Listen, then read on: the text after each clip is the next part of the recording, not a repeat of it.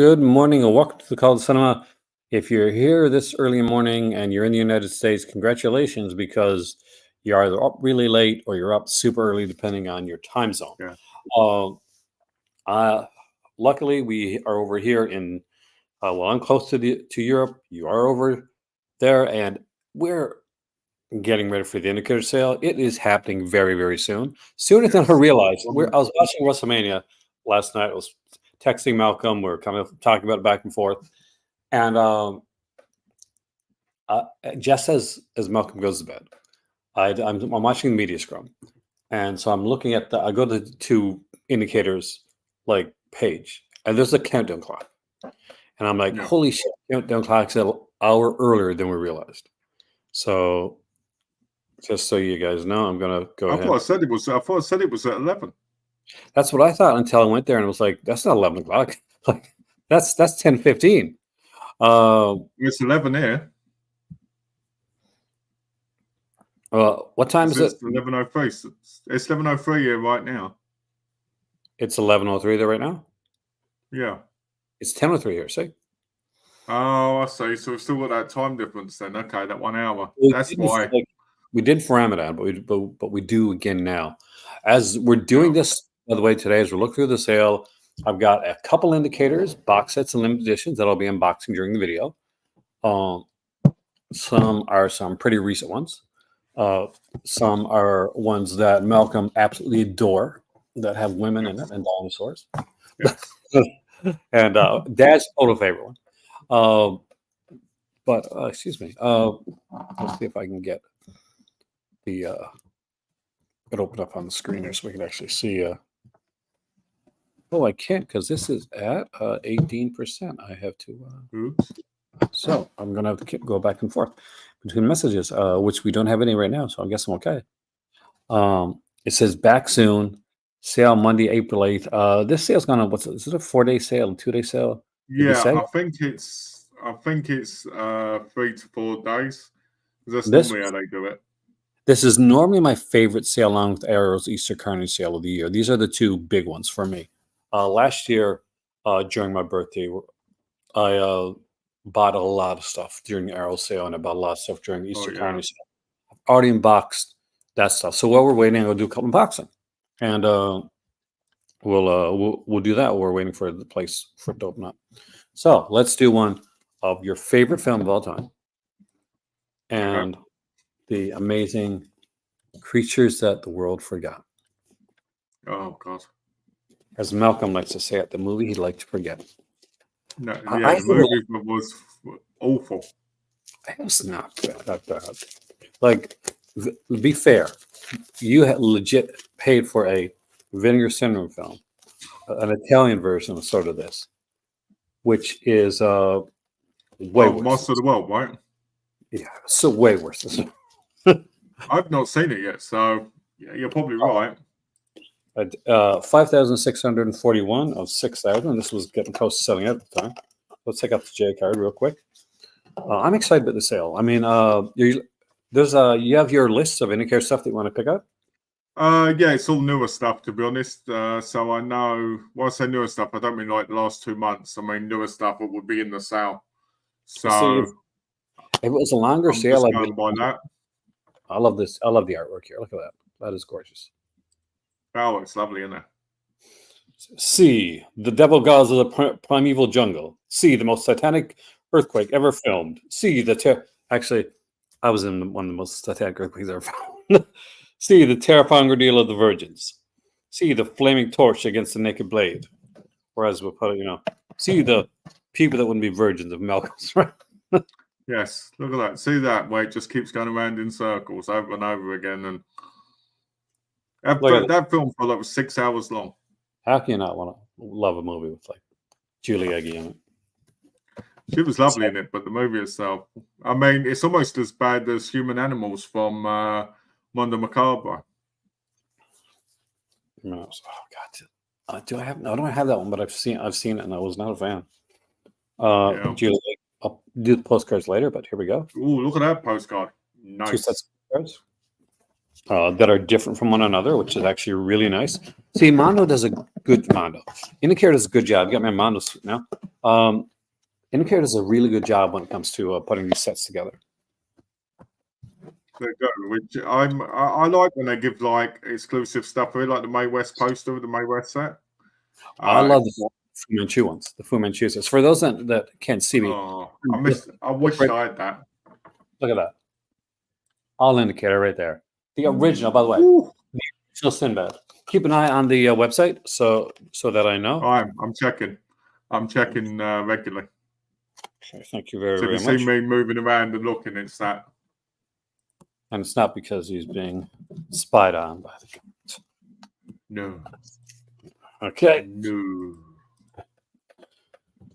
Come We on. also got another hammer. We'll go through the hammer stuff first, I guess. Let's have a look.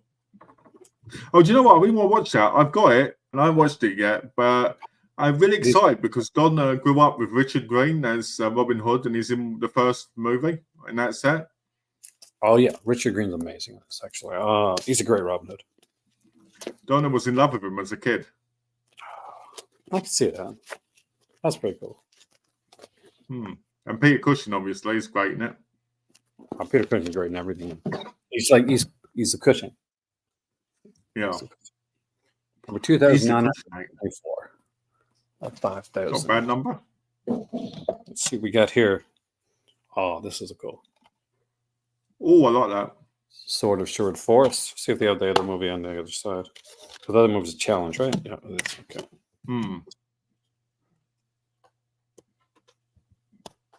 And it sadly did not have Peter Green in the lead. But here you go. Challenge for Robin Hood. Sword of Sherwood Forest is, in my opinion, probably the better of the two films. Not that I don't like both. I do.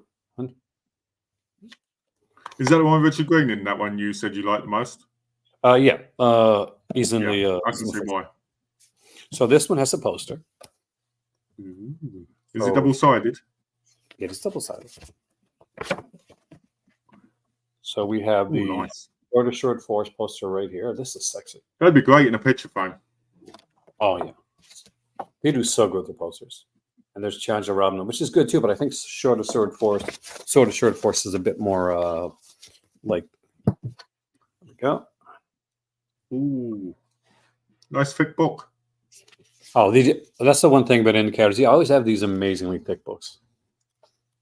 And they're always... Well, I like the coloured pages as well. The coloured pages are nice. We got Frank Collins and Jeff Billington doing write-ups for this one here. And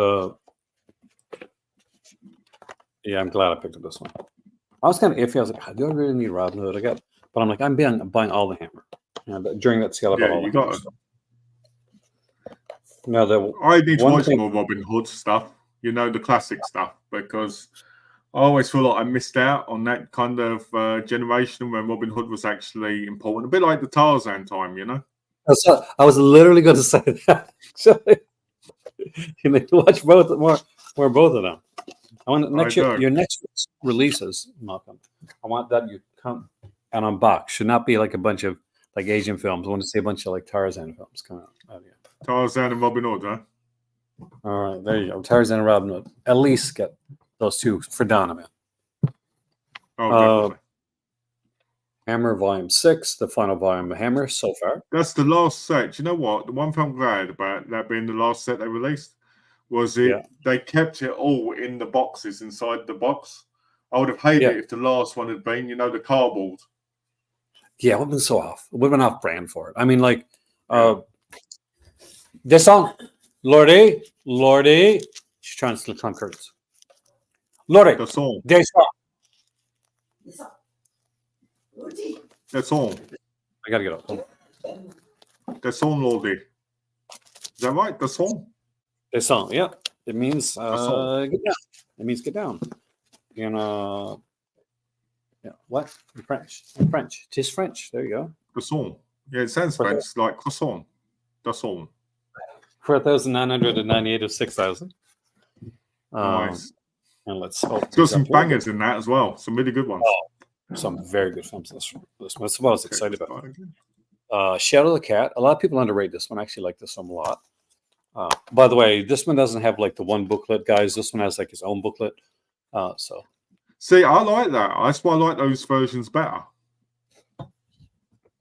sure, it's not just because it's Barbara Shelley. Ooh, gorgeous. She is gorgeous. And there is another alternate artwork, so I'll show you that. So, see, by the way, guys, a lot of this stuff here, like some of this is going to be out of print, but some of the stuff's going to be on sale in just a few minutes. So Robin Hood definitely will be. Yep, man. That is. I think the volume 6 is still in stock, or I think it just ran out recently. This is the alternate artwork for Shadow the Cat. Ooh. Sometimes I find there.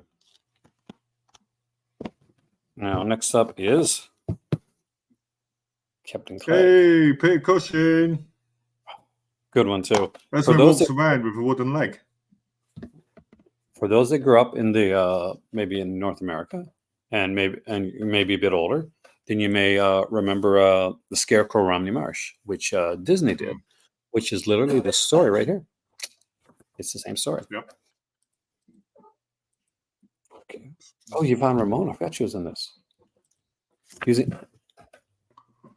Hello. Glamour still to Yvonne Ramon. That sold the set if I didn't already have it. Oh. It's the creatures of the night. All right. Alternate artwork, of course, because it's on the cover. Well, I do the artwork sometimes a lot better. It is cool. I mean, I'm a massive Hammer freak. You know, I owe my dad for that. My dad and my aunt. Massive fan. Was supposed to be in the cinema, didn't they? He did. My Aunt Thelma too was like a massive. Like I don't mention her enough on channel. She's a massive Hammer fan too. So Phantom of the Opera. So is your Aunt Thelma on your dad's side? On my mom's side, actually. On your mom's side. Oh, okay. So was it? Because I was going to say, if it was on your dad's side, did they share it? But obviously, you know, they did with on different sides. No, look, that's one of the best Phantom films. So underrated, man. This is such an underrated film. Terence Fisher. I think the classic Phantom of the Operas are a lot better. Are you saying Michael Crawford singing Phantom of the Opera is not the greatest of all time? I do like that, but it's okay. But, I know your Phantom of the Opera is technically Phantom of the Mall. Oh, classic. It's a classic, I tell you. And the last one in here before I'll go to the next more unboxing. We're waiting for the sale to start. We keep checking. Nightmare. I gotta do a refresh on the page just in case. Nope, still not up yet. I'm checking, so hopefully. So let's do the alternate artwork on Nightmare first. Well, this movie, it's a cool film. It's been a long time since I've seen this one. I think Mara Redmond is in this one. So, guys, if you don't want to buy Nightmare Damaged Brain 4K, you can get in this set, yeah? Well, you can get well, I'm not going to lie to you. You can get a better version movie called Nightmare. Yes, let's be honest. Nightmare Damaged Brain is one of those films that's good because it's a video nasty. Yes, and it never needed a 4K. Oh, God. It so did not need a 4K. But yeah, but it's out there and people want it, so why not, right? Now, the next movies that I'm going to show you obviously needed not just they needed a million Ks. They needed all the Ks. They just got Blu-ray releases, but they did need all the Ks because Enter Santo. Oh, you've completed that collection now, haven't you? I mean, so far from Indicator, I mean. Yeah, Santo versus Evil Brain, Santo versus Infernal Men. Now, there's a VCI set for some releases. However, all dubbed, right? The VCI set, yeah, they got all modern dubs. I'm okay with dubs. Like, say we got an old school dub, but it's like a modern dub is going to take it, unfortunately, in the way that a lot of people take it now, and that is kitschy. So it's not going to take itself seriously. It's like the old Kung Fu movies when they have the modern dub and the classic dub. I always pick the classic dub. Always pick classic dub, yeah. So that's why I never grabbed the VCI one. It's a nice set. It's just Hmm. I like I the can't believe films you that. haven't opened it yet. What, that I didn't open this yet? Yeah, you've had it a while, haven't you? Oh no, I got this one when well, I had this one for a year, but I got it in Paris. Oh yeah, So that's right. but I wanted to wait for this That's because such a plain cover. That. I don't know. It's kind of like reminds me of like Captain Marvel, like the Shazam, like the Yeah. old like serial when he takes up the gun and Oh just yeah. starts Yeah. pounding on the villain thing. Like, wait a second, you're the hero. I don't Please have tell to me take. the inside has a better cover. Oh, the Oh, other one's this got art looks nice. literally has the same cover that we saw on thing. So I'm going to leave Santa with his Tommy gun out there. So let's see the book because this is my better. Oh, there we go. Oh, look at that stud. The guy that wore the mask all the time. He Like- should have been. He should have been James Bond. I would have watched Santo James Bond. He would have watched Santo James Bond for sure. Behind the mask. Ooh. A hero to many.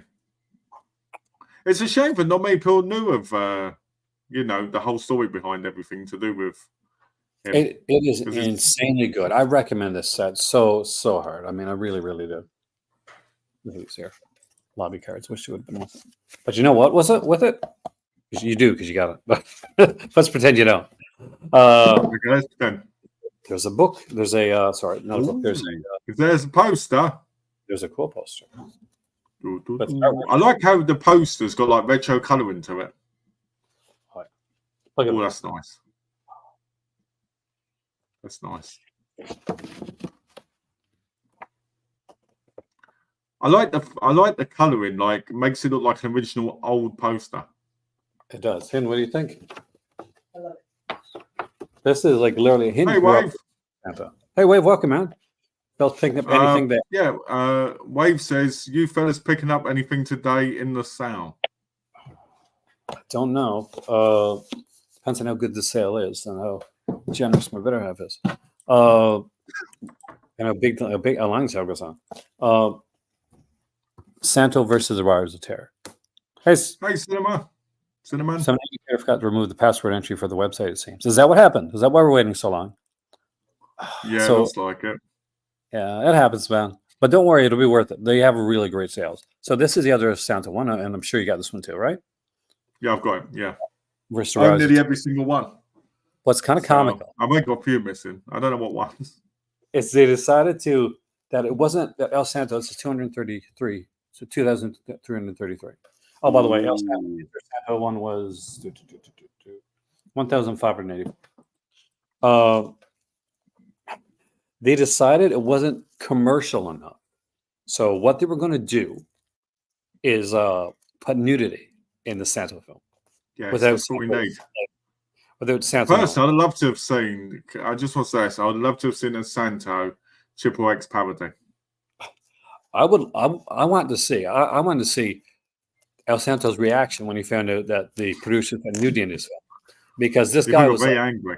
Oh, he was a very family-friendly dude, so he was going to be angry for certain.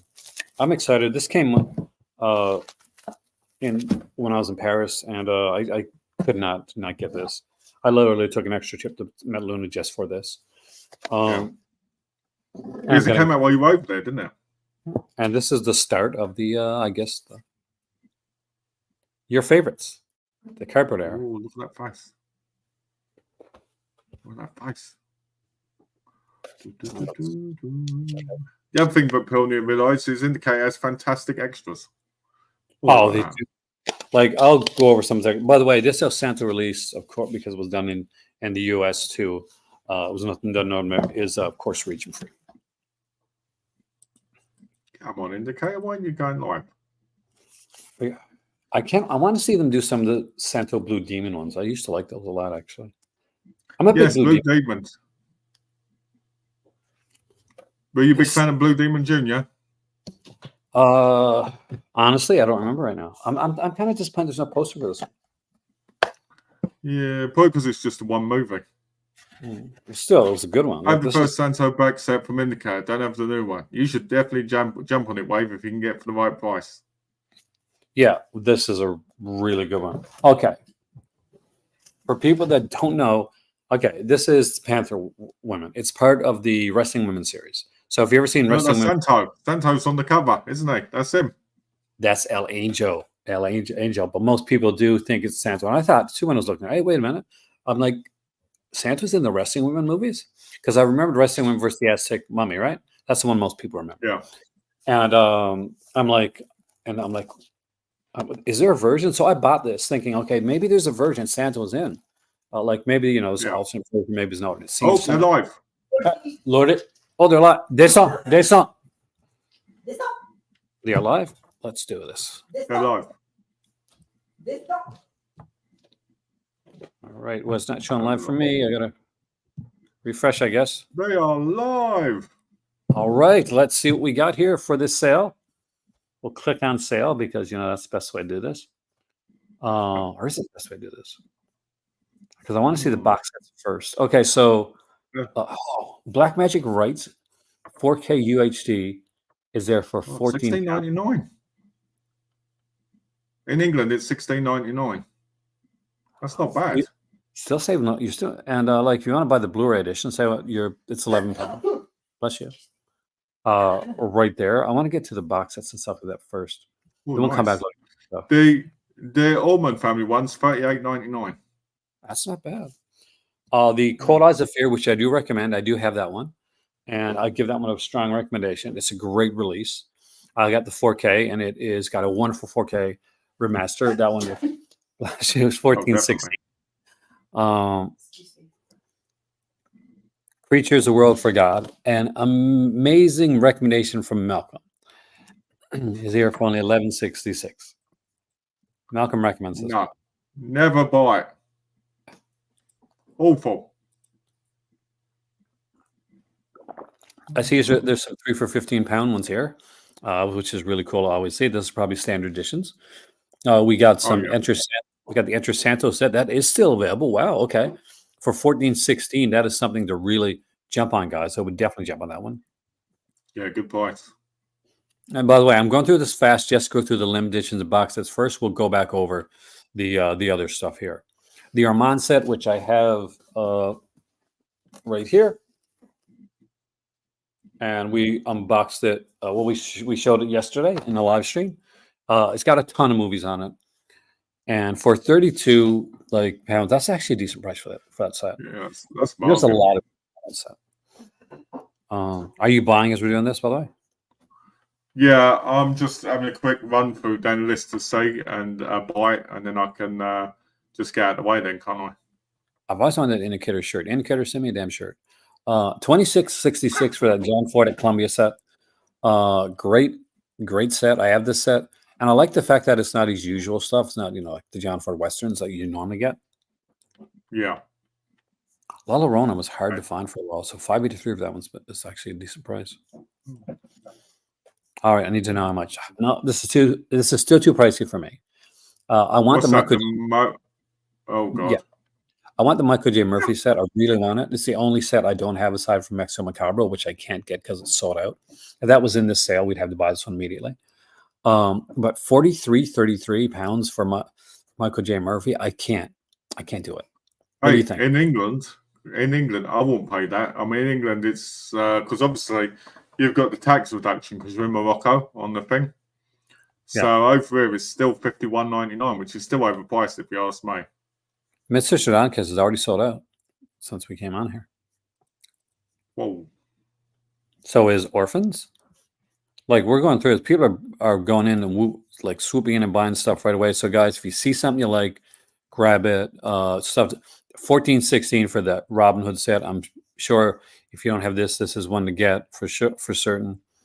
You can buy the Santos separately, but if the box set's there with the poster and the book, buy the box set.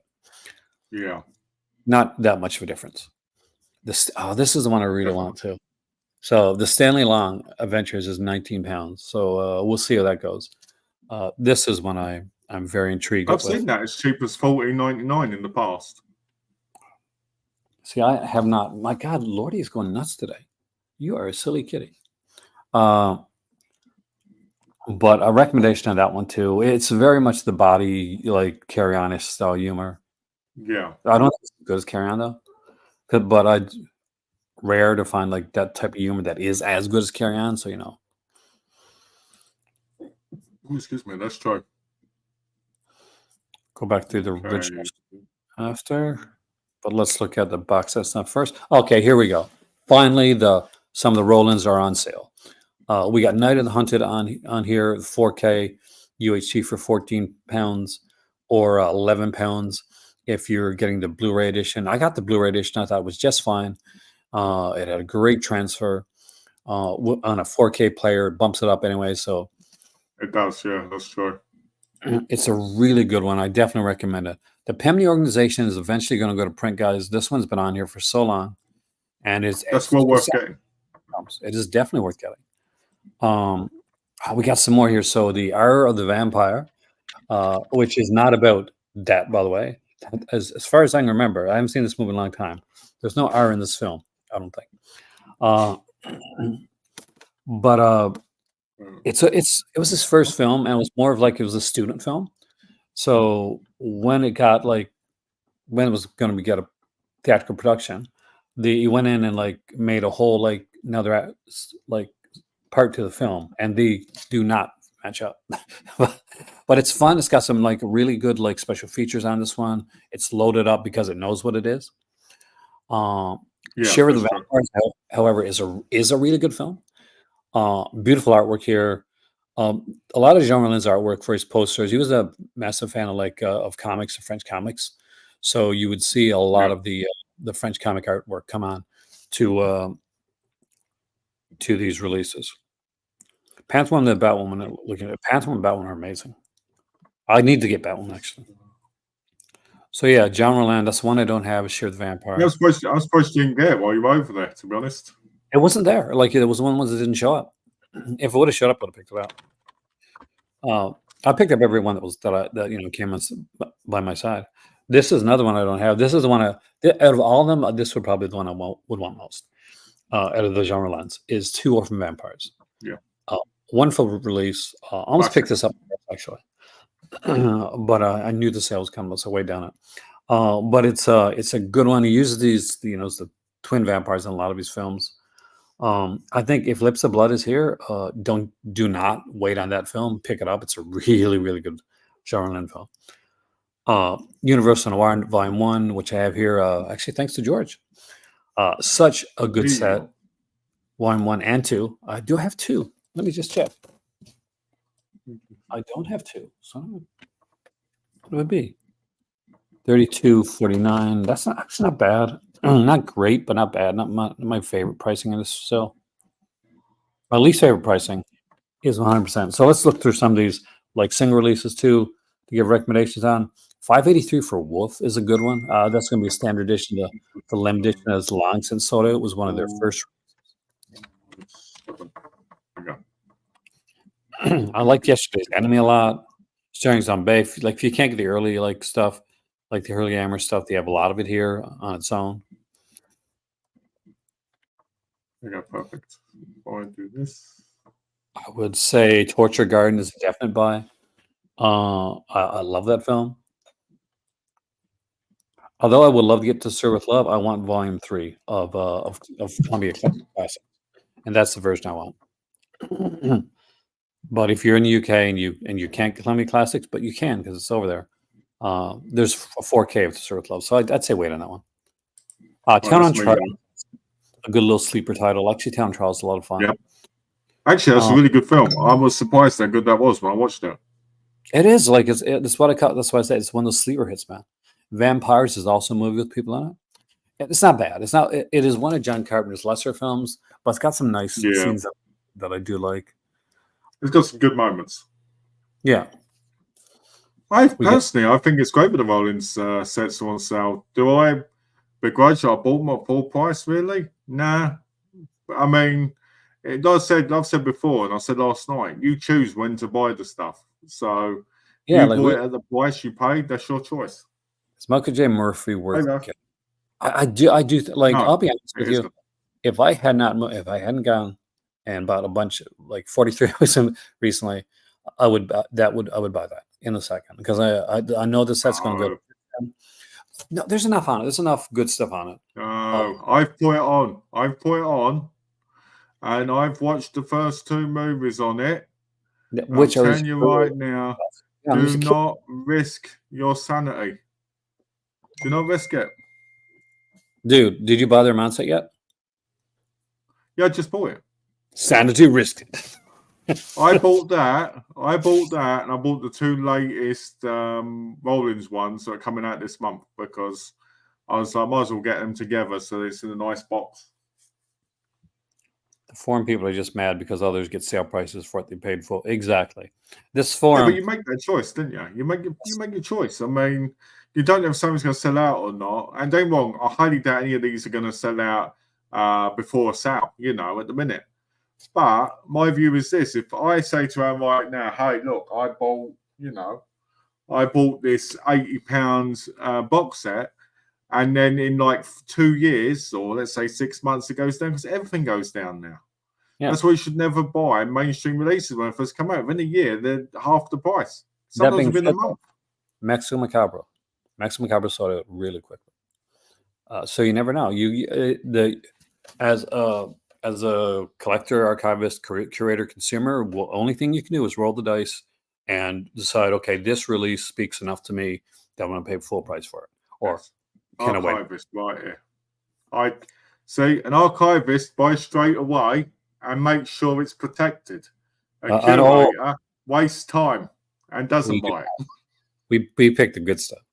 I don't mention any of the forum because they want to promote them. I know exactly what you're talking about because we know the forum that unfortunately does little more than complain. They're not fans. DVD Beaver. They're not fans of no DVD Beaver is nicer. They're not fans of anybody that actually is on YouTube. By the way, they railed at me, and I wasn't even there. They're like somebody in my behalf had said it was really sweet. Actually said, Aaron's like a big supporter of the Vinegar Syndrome. Now you should get Vinegar Syndrome released. Hey George, welcome, man. Yeah. And I was like, oh, that's sweet of somebody to say. And then he spent a couple pages just dissing me. I'm like, are you serious? What were they saying? It was just lame stuff. Like, oh, YouTubers and they think they deserve everything, all this stuff. I'm like, really? We do. Again, for regular releases, Phantom of the Monastery. I like this stuff. No, it's not for everybody, but this is my jam. That Lerona one put me to tears. But saying that, it was the first ever sound movie in Mexico, so it's got an interesting history. The Sniper's a good release there too. The Border's really good. That is a good movie. Camp on Blood Island's an excellent film. I like that. I actually think it's actually quite brutal. Oh, it definitely is. Those were during that period. Like I said before, The Collector is not one that people should be sleeping on. It's one that everybody should be picking up. It's a great release, especially for 3 for $15.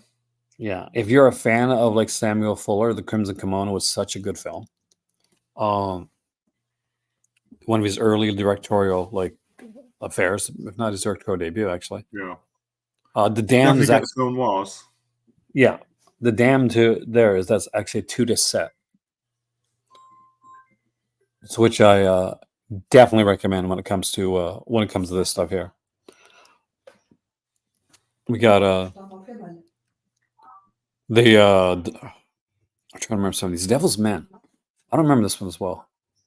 You don't remember Peter Cushing and Don Pleasance? No, I don't know.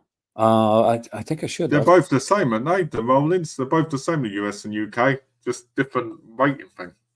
Yeah, literally just a rating thing on there. Because they're all gonna be region free, right? The Devil is a Woman, Marlene Dietrich. Anything Marlene Dietrich, I'm gonna recommend. Anything Ray Harryhausen, I'm gonna recommend. If you want to get the US for the clean artwork, that's up to you. I mean, they're the same price. Yeah, that's the thing about mine. I prefer mine having the rating on it. I do actually too. Maybe it's because I'm from North America, and because here's the thing: once you take this off, it's clean anyway. Exactly. So it's not going to make a huge difference when it comes to when it comes to that. I would say Lady from Lady Shanghai. from Shanghai is great. That's a great one. I've got the Rita Hayworth set. I got both the Blu-ray and DVD set from Mill Creek. Mm. The DVD set actually had extra films on it. Was that a 12-film set? Oh yeah, like because the DVD one had like 14, I think. I think the Blu-ray. Hey, Arch. Welcome, dude.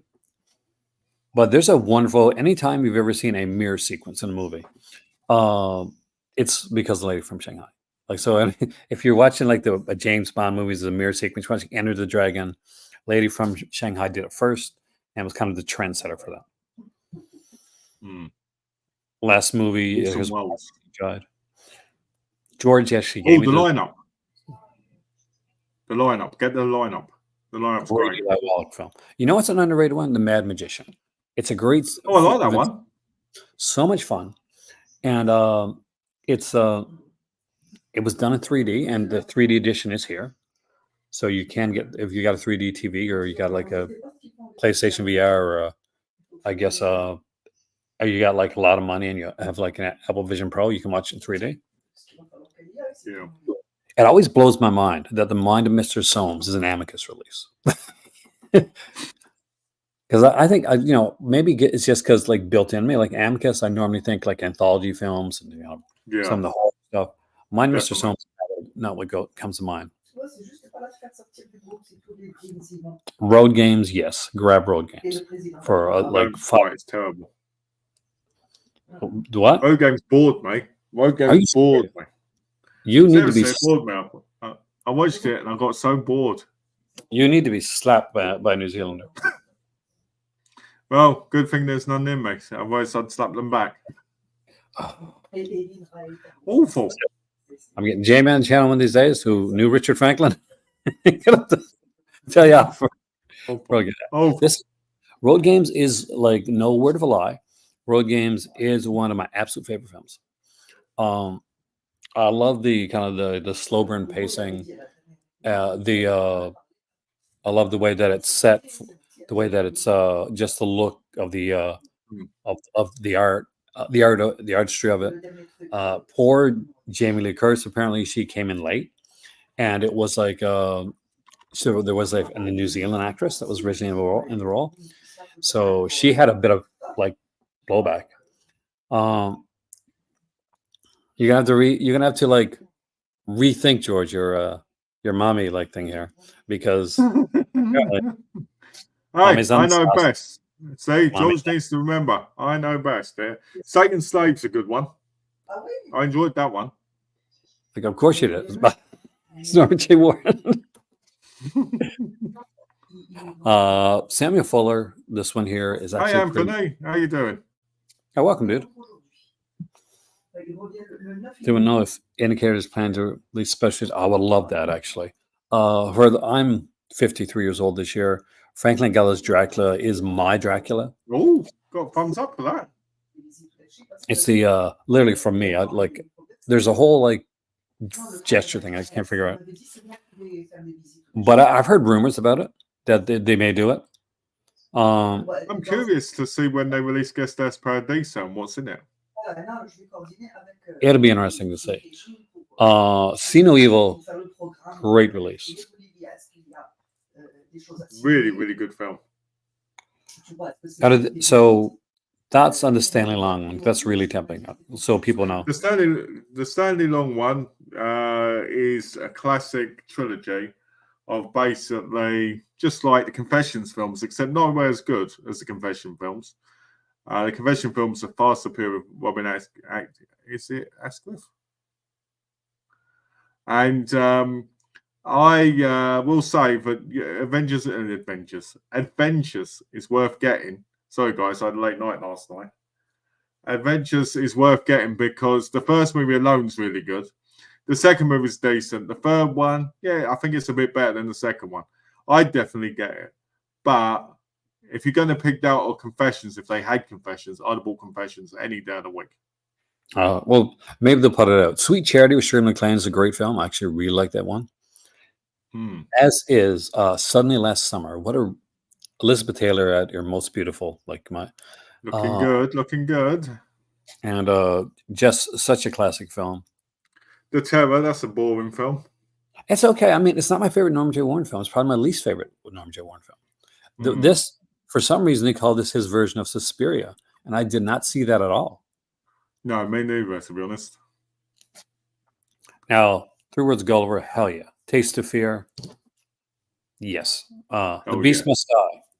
I love this movie. People used to brag in this movie for so long. Now it's got a cult like following. Well, so many people around Cinematheque, I say that's probably the reason. Ooh, what were you doing online, George? You should have been in bed. I tucked you in. George was playing video games last night. He was just playing Call of Duty all night, and I was like, "What?" Well, what I eventually, the one I want to grab one of these days when I get more dough on me is Helldivers. I want the Helldivers smell. Ooh.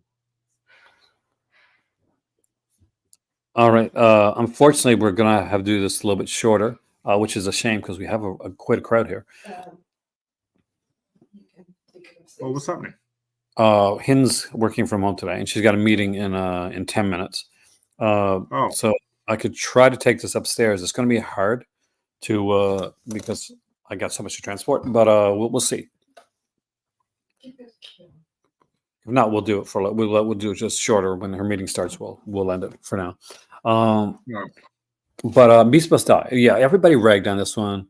There's no werewolf in the movie. Oh, so it's got a silly premise. A werewolf man, it's silly.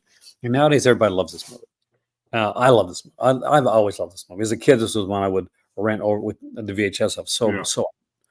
And it's such a cool film. And that dude, man, what's it? Calvin Lockhart, is that his name? Yes. What a cool man. What a cool, like he just exudes cool. If you're in America, 7 have it. So that'll be in their cell. Yep, and I know because I got this right here. You've got it. He owns it. I would say I'm a big person for the Fu Manchu stuff. I will say this: the Jess Franco Fu Manchu. Big Hate. Don't forget the Big Hate. That's an amazing film noir. Starring Glenn Ford, who my dad was named after. Like, no word of a lie, that's true. Yeah. My grandmother, she rest in peace. She was an amazing person, and she was a cinephile. So that's where my dad. Oh, she was a cinephile. That's where my dad got it from. She loves movies. Mad Dog Morgan. Not for everybody, but I liked it.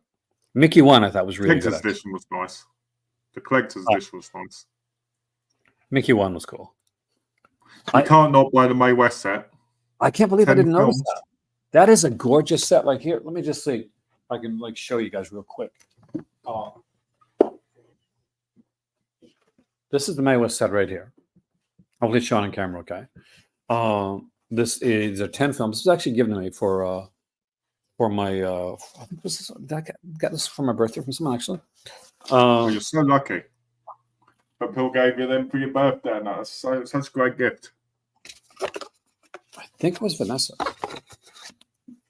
She was on a couple of videos here on the channel, actually. Oh, okay. Marlene Dietrich set. Too bad that's not here because that's an amazing one. But you can buy them singular. And you for people that don't want to get the sets, there's some really great stuff. Like speaking of Dietrich right there, we got Morocco. I kind of know that.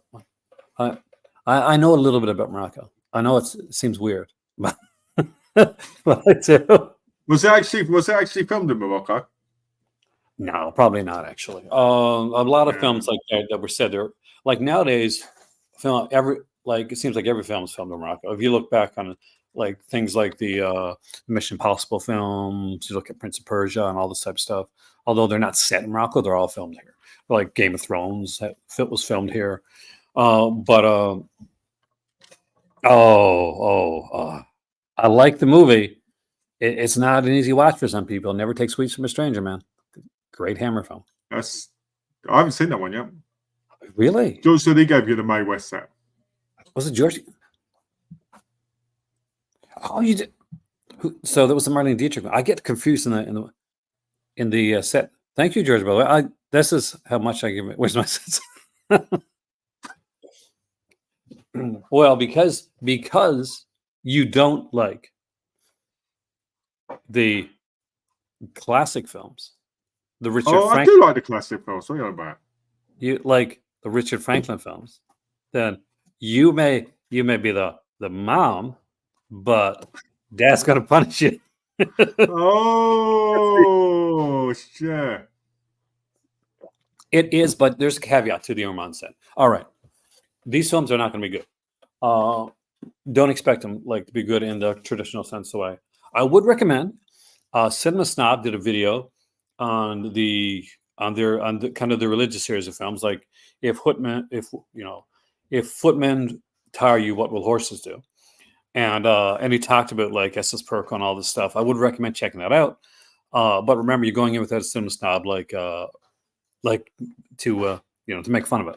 So it's starts off with exploitation films. George hates these. This is why I got this actually. George picked this up, didn't like it, sent it to me, and me and him were dancing around the house, like not even lying, because we wanted this set so bad. So I was kind of glad George didn't like it. But there's a ton of features on here, lots of commentaries, a lot of like if you're a Lash LaRue fan, there's a Lash LaRue documentary. I'm actually really excited to see that. So I think it's worth it, especially at the price it's at right now. Full price. It was like 54. It was 54.99 originally. It's 38.99 now. So But if you're in America, the 20%'s off. So you save a bit more. So I think it's worth it, like 30 quid. Yeah, for sure. And it comment, you may think like I'm being hyperbolic or something like that, but no. When I threw it in, we're getting the Armand. She squealed. We are fans of that type of stuff.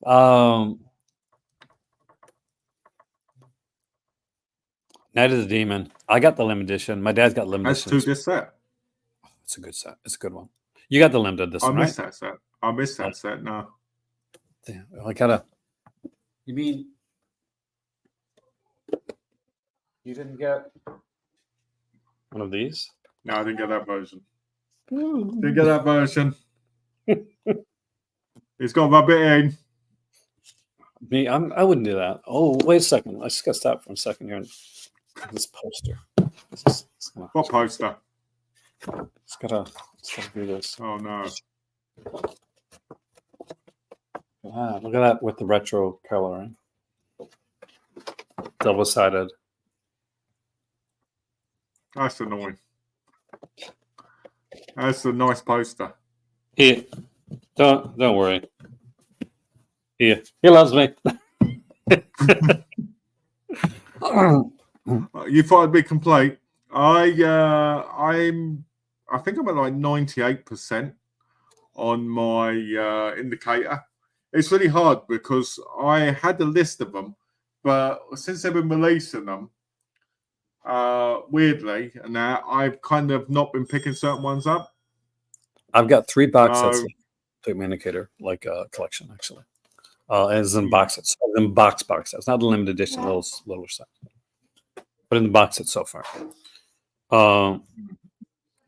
I like George literally found my channel because of indicator. I think I was a massive I was a massive indicator fan. It was my jam. I still am actually. I love their stuff. George, I'm a massive fan of adult cinema. So if you get a box set and you hate it, just make sure there's no stains on it first for me, all right? Adult cinema. So, but you'll have them all. There you go. Ghost of Mars is a movie that there's John Carpenter's worst film right there. The Ghost of Mars. I'll watch The Ward over Ghost of Mars. Like I'm not gonna lie. Happy Birthday to Me, I love. Obviously, that's one that one is Canadian.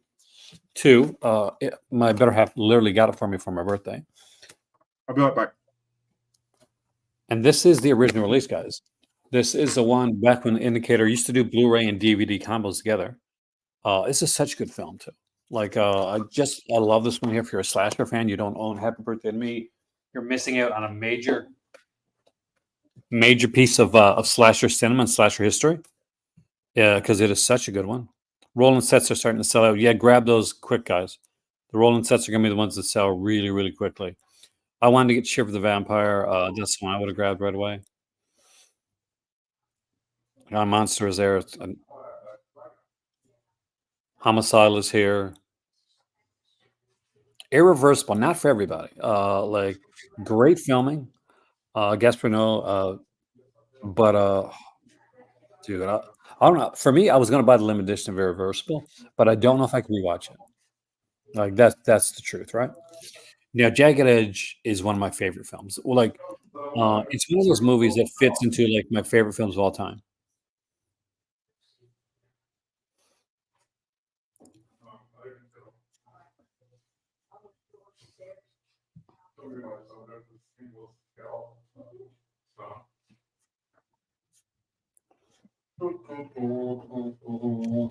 Oh, what did they put on Jagged Edge? Oh, there's Guardian interview. Oh,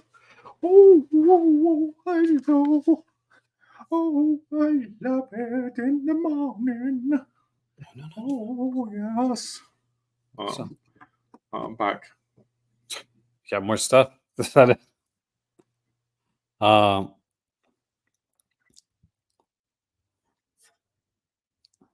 Yeah, there. See,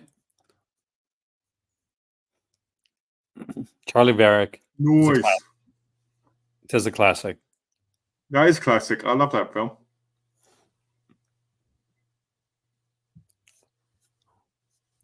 See, the 4K of the US 4K of Cold Eyes of Fear is already set up, guys. Damn. So the UK 4K, and again, it's going to be no. What the hell are you doing today, Cat? Do song. No, she's gone inside where somewhere she's not supposed to be. Hold on, I'll be right back. Keep talking. I will keep talking. City of Fear. I really enjoy City of Fear. I think the film noir sets from Indicator are far superior than the ones from Kino. I just think there's not as many as there should be. I mean, Universal Noir 1 and 2, I'm happy for. I own them both. I'm hoping there's a third one. I'm hoping the Whistler set is going to be as good as I hope it is, because that comes out soon. Oh, the Whistler films are fun. If you've never seen them, man, they're a lot of fun. Yeah, you got to grow out, jump on these stuff here. Creature of the World Forgot. I'm pretty sure, he's going to buy an extra copy of that one just to be sure. I should buy. You know what I should do? I should buy 100 copies, should I, and just break them on the streams as we talk. Like, archivist not allowed to do that, man. So yeah, that's true. That's true. You can't. Enter Sandman. Enter Sandman. There we go. The Sandman. That'd be good, wouldn't it? Enter Sandman. Endless Night. I got the Endless Night on VHS actually. Enter Santo, definitely a step worth getting. I'll be surprised if the John Line stuff isn't like completely sold out here. Black Magic's Rights is still available. That actually surprises me. Now I know this under the name Reincarnation of Isabel because Redemption put it out in North America under the title. That's true. Body Double. Bluebeard's Eighth Wife. That's a great film. Body Double, otherwise known as that's awful. Best film. It's not his best film. It's his worst film. George, see, this is you're starting to lose. You got to lose faith a bit in Malcolm. Like he likes a nudie, but he doesn't like Body Double. And Body Double's awful. There's far superior movies out there. From De Palma. The Body Double is De Palma's Stone Cold classic. It's always worse. Guys, for those that have not seen Body Double is a movie that literally starts and with a nude scene for the beautiful Barbara Crampton. Yeah, you could see that in any film. No, not just like this. This is primo Barbara Crampton, and it's amazing. But it sets up it's not just there for that. It's there because it is literally like it sets up the entire film. And we get this like punk new wave vampire character that he's playing in a film. We got all the De Palma guys there. Melanie Griffith, in early role for her. The beautiful Deborah Shelton, who doesn't get talked about enough. 3 minutes. All right. So unfortunately, it has been told in 2 minutes I got to end the video. Can you do it outside? Do it outside. Yeah. Well, let's see. Maybe. Let's just try. And your computer in a little bit. See if I can do this outside, guys. Hey, we're gonna get some sun. Malcolm has spent too much time watching David Sterling films. It's going. That's what I think too. Oh It's no! watching- I don't watching watch any. sporting movies. No. Hey, I can't help it if you're bad taste in De Palma. All right, I've seen better De Palma films. See, I can't help if you get like bad taste in movies. It's like classic. See, Malcolm's De Palma films are some of the lesser ones that he would like. He would like Dress to Kill. Let me grab my coffee. I'll be right back. I like De Palma. I think De Palma is a fantastic director. I just don't like Body Double. I just find it to be tedious and boring, and I've watched it multiple times. It's just not one of those films I can get into. I mean, it's because I don't like the lead. I get why other people like it because they probably see something in it, but I can't. But we got a special guest. Hey, look at the camera. There you go. Yeah. Hey. No, there's We got a special guest. There's no. All right. I did the noise and looked at the camera and actually communicated. I'd say he, but Stubby's adorable. Okay, everything's good. Okay, so I'm outside. I better close the door a little tiny bit. So,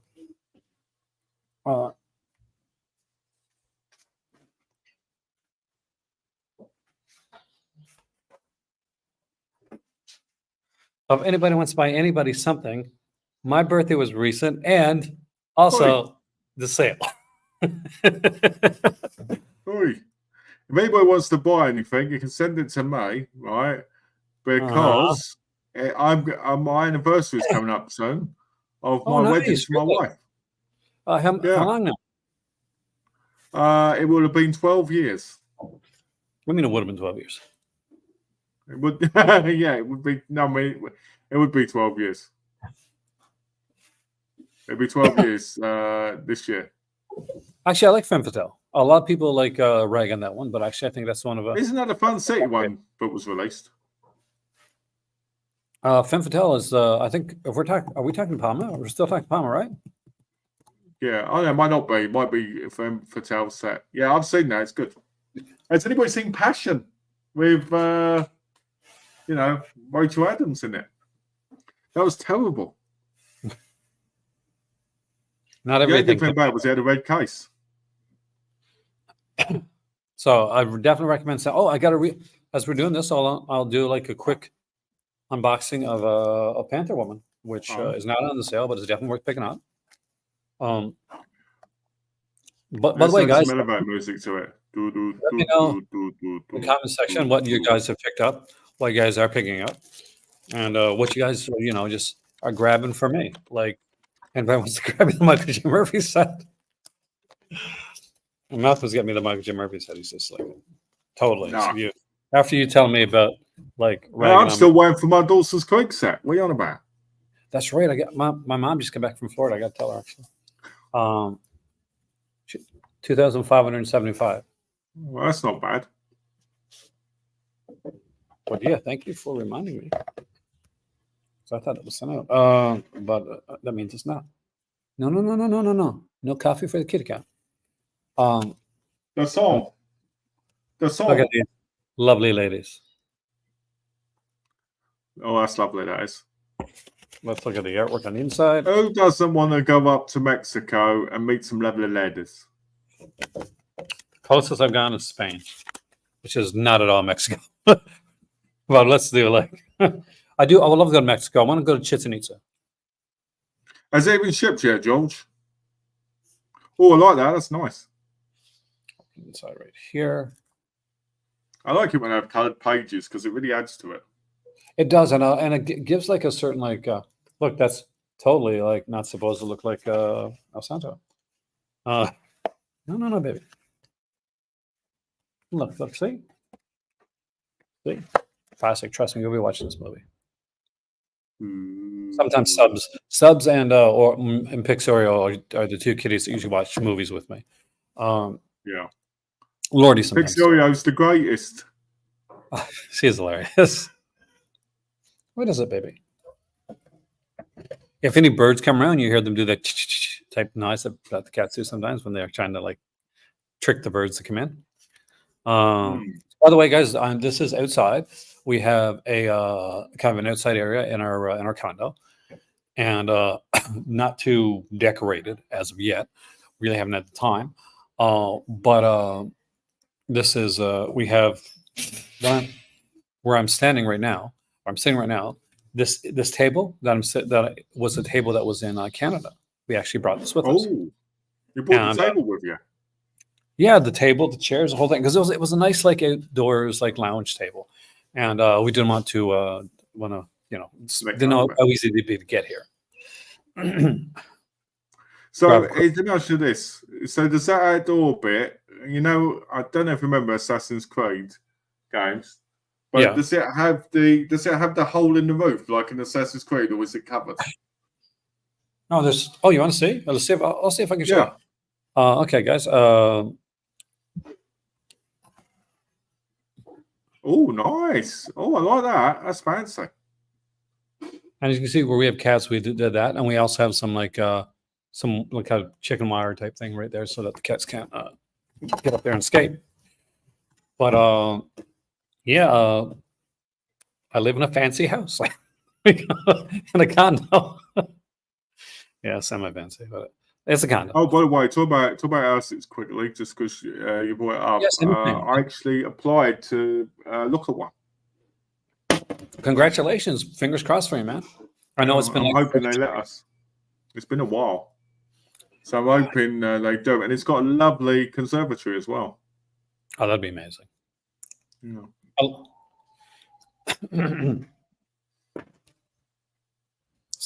I'd see what you said. Say you take vitamins. Yeah. Say the word vitamin. Vitamin. Damn, you don't say it like it. You don't say it like proper English way, which is really cool. I you talk about vitamins.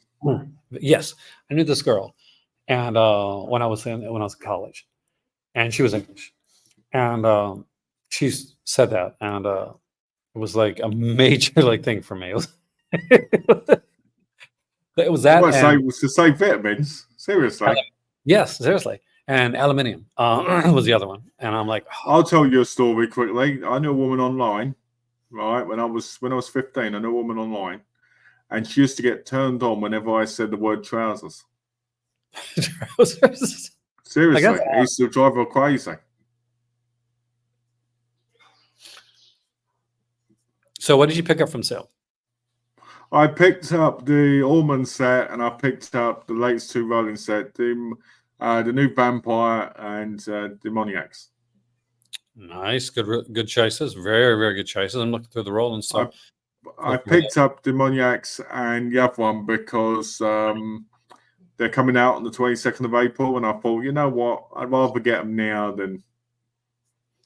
Yeah, George, you haven't got these pre-ordered. That's actually not a bad way to get them. Like, here's the thing. I find that it's look at Night of the Hunted, 4K is sold out. The Blu-ray US one is sold out, and that's a really good film. Night of the Hunted is so underrated when it comes to Roland's work. Bridget Leahy. This was his first work with Bridget Leahy, like in legit films. Can you see this? Can you see out the window? There's this big truck, right, like work truck, like those really big ones. Yeah. Oh, yeah. And so next door, they fixed this whole pavement area, right? Like cobblestones. And the guy's trying to reverse into it, and it's like going back and forth. You're like, no, you shouldn't be doing this. And it's cracking the pavement. Well, hold on a sec. I got to do something real quick. All right. So you're Oh, still which other casing ones was that? house. You're still casing Malcolm's house. We're still on. Oh wait, no, forgot to mute it. Anyway, At least it's not the fish man again who you sent round. I wish all the Rollins were on sale. Me too, Cinematech. Me too. They need to all come out first before they're on sale. And they will be releasing all 17 Rollins films, actually. Even I'm Teen Hitchhikers. Yeah, which is amazing. It's gonna be really. I got like the Jezebel release for that. How many organizations? Jezebel or Jezebel? Edward Woodward, the Equalizer, or I guess as you know in the UK, Callum. A lot of people know him as Callum. I was doing a video and I was talking with the Equalizer, and somebody said, "I've seen the Callum movie," and I like Callum's a TV series, like, but there was a movie too, like came out afterwards. And Yeah, like, partly deleted, sadly. Mm. You know, partly wiped from time. yes, The early apparently episodes. rights to all of them. Yes, so it looks like we're getting all the Roland releases. I'm very excited for that. Actually, I just wish they'd get it rolling, to be honest. keep on rolling. Yeah. Keep on rolling, It's a very rolling. 2000s joke. But I have to say, I would love to see. I feel like I'll like kind of like summary, like I'm outside with the hat on. I hear the birds chirp on the video. But All I keep thinking is the bird's going to fly by and crap on my. I would not doubt that at all. No. This is in my life. This what would you like to see? I would like to see, aside from the Roland stuff, there's some directors I would love to see them get like get the hands on. Can I? Like I want to get like a Giallo director, and them like. Oh, yeah. But it's hard because there's so much like Argento's been put up by Arrow Yeah, and Martino has been. so, I think maybe a lower leveled one, but most people don't think about. oh 100%. Like the thing is like in the last year or so, people have noticed a massive shift in the type of titles that Indicator has been putting out. Yeah, I missed the English titles. I missed the more British titles, to be honest. Oh no, there's only so many of those British titles you can do before you got to put it on these. I miss them. Robert, so I used to think it was great. Get ready for collectors to rage when Indicator puts them on a big box. No, I do that. They're not going to do that. I don't think they can. It's just too big. It's too big for set. Because they would have to like if they did a 4K Carousel set, isn't that right? No, to be honest with you, I'm buying them separately. If they did do like a big box set, and I would be sitting back, the popcorn meme, got the popcorn. That would be me, like waiting online to watch people. I don't think any set's ever going to beat the Ingmar Bergman set. That set is just incredible. It is one of the great film and everything. No, I don't know. As for quality of films, like Al Adamson, like set and Ray Dennis Steckler, and Andy Milligan. No, but here's the thing: Wilbur Bine and Ingmar Bergman is one of the best sets ever made because it has some of the great films of all time. The fact that we have sets for Al Adamson and Ray Dennis Steckler and Andy Milligan is a testament to where we've gone with physical media. Michael J. Murphy versus Bergman. Ooh, that's a hard one, man. Like for Malcolm, it's going to be Michael J. Murphy. No, for me, I'll have to go with Bergman. Never. But I think Michael J. Murphy did some interesting stuff. And when you go and you watch some like his early films, and then you watch like when he redid them later on, when he had a bit more of a budget. As you go through the titles, and Malcolm goes through the titles, I think he's going to find that because it's one of those guys that I didn't think I knew at all. Like I was like, who the hell is Michael J. Murphy, right? Yeah. And so I'm watching a video, and I'm like, wait a second, he made that. He made that. I know those films. So it's one of those. It's disappointing. Yeah, you don't know you think you don't know the guy, but you actually do. I just wish it was a little bit cheaper. I would love to get it. I think the set's so priced for the person it is. I mean, I think the greatest box set that could come out right now, and is coming out in May, will be the Clones of Bruce set. That's going to do every single box set of all time because we know that they're all classics. They're not, but as somebody that grew up with the Bruce Lee films, my dad more so than me actually, but grew up But with they're not films. Cinema Tech, they're not films. Most of them are not films. I'm sitting there putting them on, and I'm sitting there like this, like, oh God, why am I punishing myself? Like they're movies. Like I will say, they're movies. Yeah, anybody wants to buy the Michael J. Murphy set? I'll review it. Me and Malcolm with Malcolm. Buying the Michael J. Murphy set. Me and Malcolm. I'll make Malcolm review it with me. That's what you do with the Oldman set, isn't it? Punish Malcolm, guys, for not liking pro games. Buy with Michael J. Murphy. Yeah, if you want to punish me, buy them the set and send me 50 quid. So that I know my set was free. Because you're getting a free movie set. Oh, but we have to set it It's a heap of crap. Good on you. I say I'm proud right now. I'm proud because George knows what it's all about. But George didn't like Ormond, which I'm glad about. Wait a minute, George, do you have the Michael J. Murphy set by any chance? Do you want to offload it? Oh no. That's what.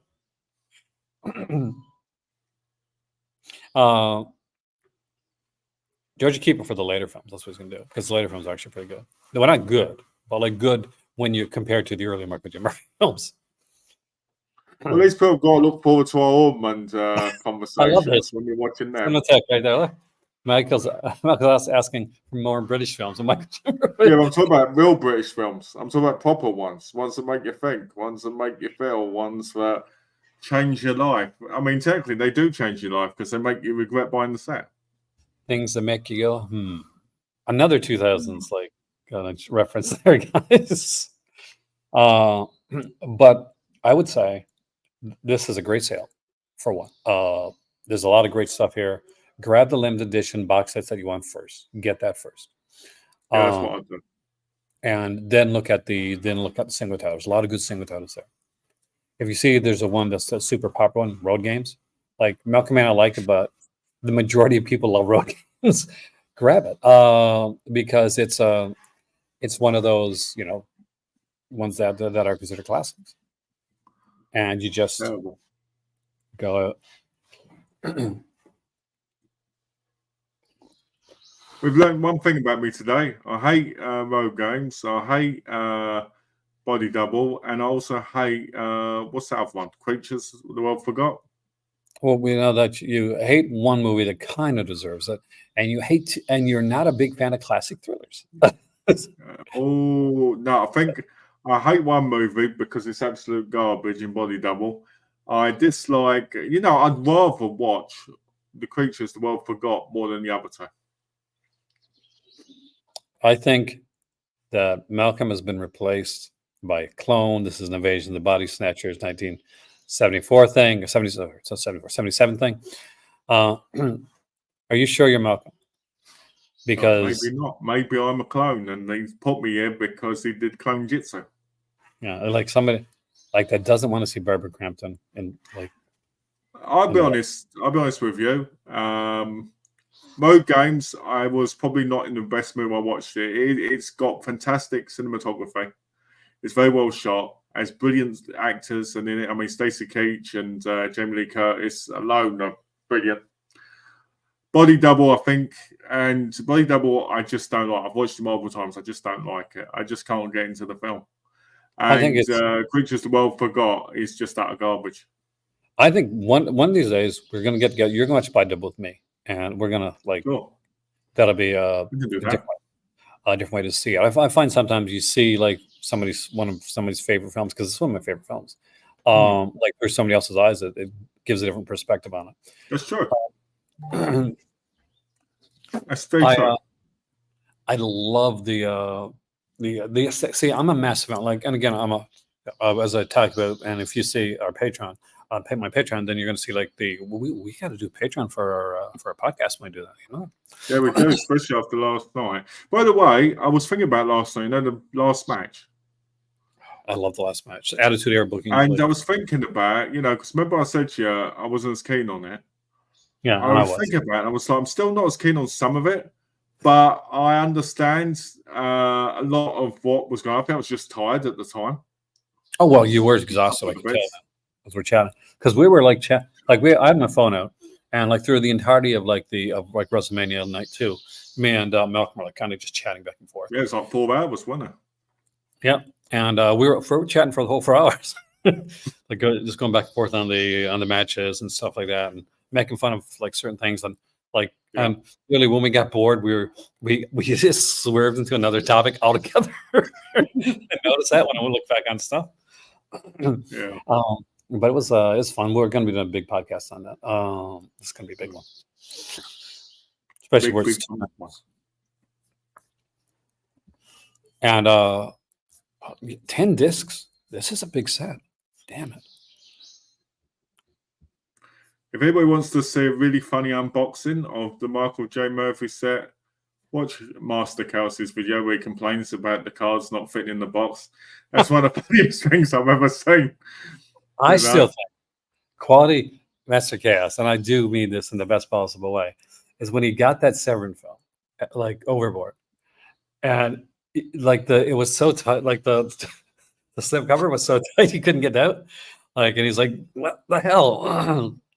That's what I mean. It's hilarious in the right way, not in our, And yeah, he does great. Monster Mash is out. Make sure you check it out. By the way, it's his latest film. VOD right now. I don't know if can you watch it in England and Morocco at the minute? Yes, but not through VOD. We have IPTV over here. That's the thing. And I do I wish there was a physical release because the thing is, I like to support my friends when it comes to like filmmaking stuff like that. So if I know, Jose said, so okay in here. I know that Jose said that they're not releasing it over there, but he didn't know, which shocked me because I always thought the director did know. But the media books were being released in Germany. He had no idea until someone mentioned it. Oh, well, so I think he's hoping that they do that with Monster Mash too. Well, the thing that happens a lot. Stop going at the plastic. No, I said no. You are so weird today, Kitty. Are we gonna have a conversation? No. I am a cat dad. I'm sorry. Finished my sale up right at the 200 pound mark. What did you get, Wave? Come on, let's know, man. Yeah, let us know. That's what we got. Well, he got me the set. That's what he got.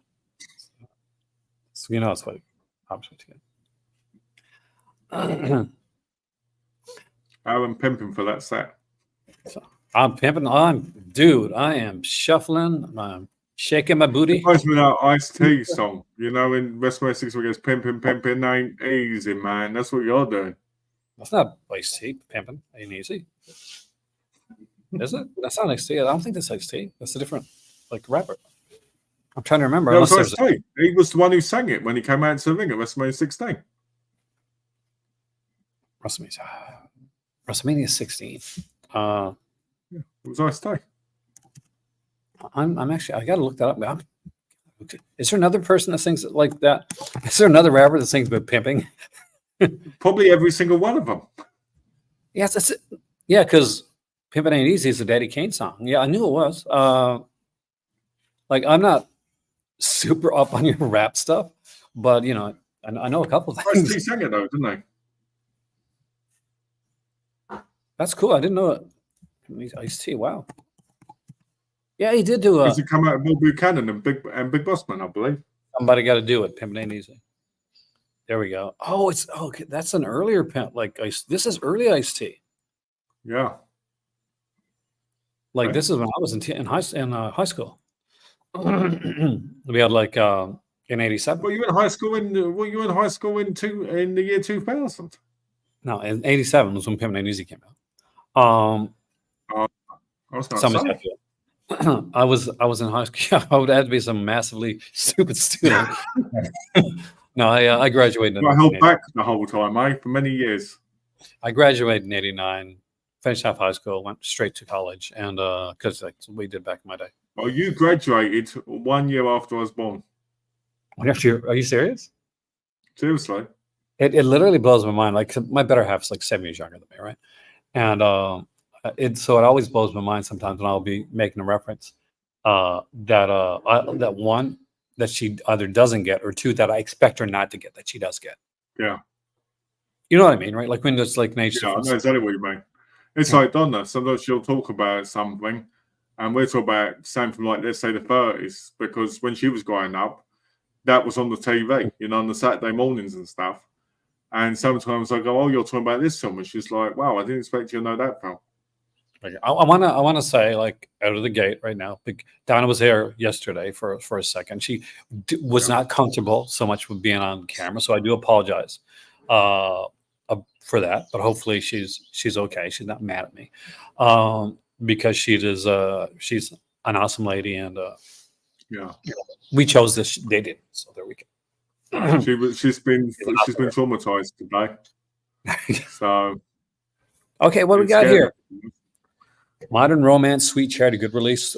Passenger, yep. State of the Union, great. Lips of Blood, yes. Ooh. One of my all-time favorite, like John Rowland's. Like, in all honesty, doesn't get much better than Lips of Blood when it comes to John Rowland, in my opinion. Black Magic Rights, great. Then box sets, John Ford, Slaughter, Universal Noir 1 and 2, great stuff. Anybody picked up this? I am pretty sure Malcolm has expected to wear skirts. And Malcolm might actually be wearing a skirt while doing this video as well. So I'm actually because I love wearing them. I find them very free and comforting, especially Commando. While doing the video, I almost picked it up, and I didn't pick it up. And Malcolm said, "You made a mistake not picking it up." He did make a mistake. The first Inspector Wear skirts, in my view, is a masterpiece of Asian cinema, right, in the comedy realm and action together. Number two isn't as good, but it's great. Number 3 and 4 have been on my watch list to watch for over 25 years. And the fact that they announced them to release them and they're coming in, let's say, 16 days probably in them out, has me thrilled. I can't wait. And the fact they've all got slips and everything is like a dream come true for me. So, yeah, definitely, Mike. I'd recommend them all the time, every day, all day. I'm going to throw my dad under the bus and blame my dad here because he'd seen them recently. He was like, no, I'm not. They're more humorous than I want. Like, maybe I should. You got the take. It's because he doesn't like those type ones. He prefers the more kung fu ones. Like full on. Guys, you don't have this one. Get this conversations we've had. 100% get this one. Such a good one. Such a good one. If you don't know this one, get it just for Terrence Stamp alone. Yeah, it's a great like interview with him. 92 minutes. Yeah, 92 minutes long right there. There's a William Wyler interview as well. 83 minutes. They do such great features, man, on these releases. It's insane. Like Criterion gets called Film School in a Box. Indicator is Film School in a Box. Yeah, I agree.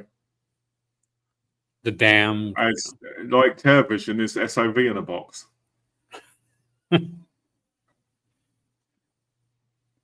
The S stands for shot, right? The S stands, yeah. If you take the O out and put the I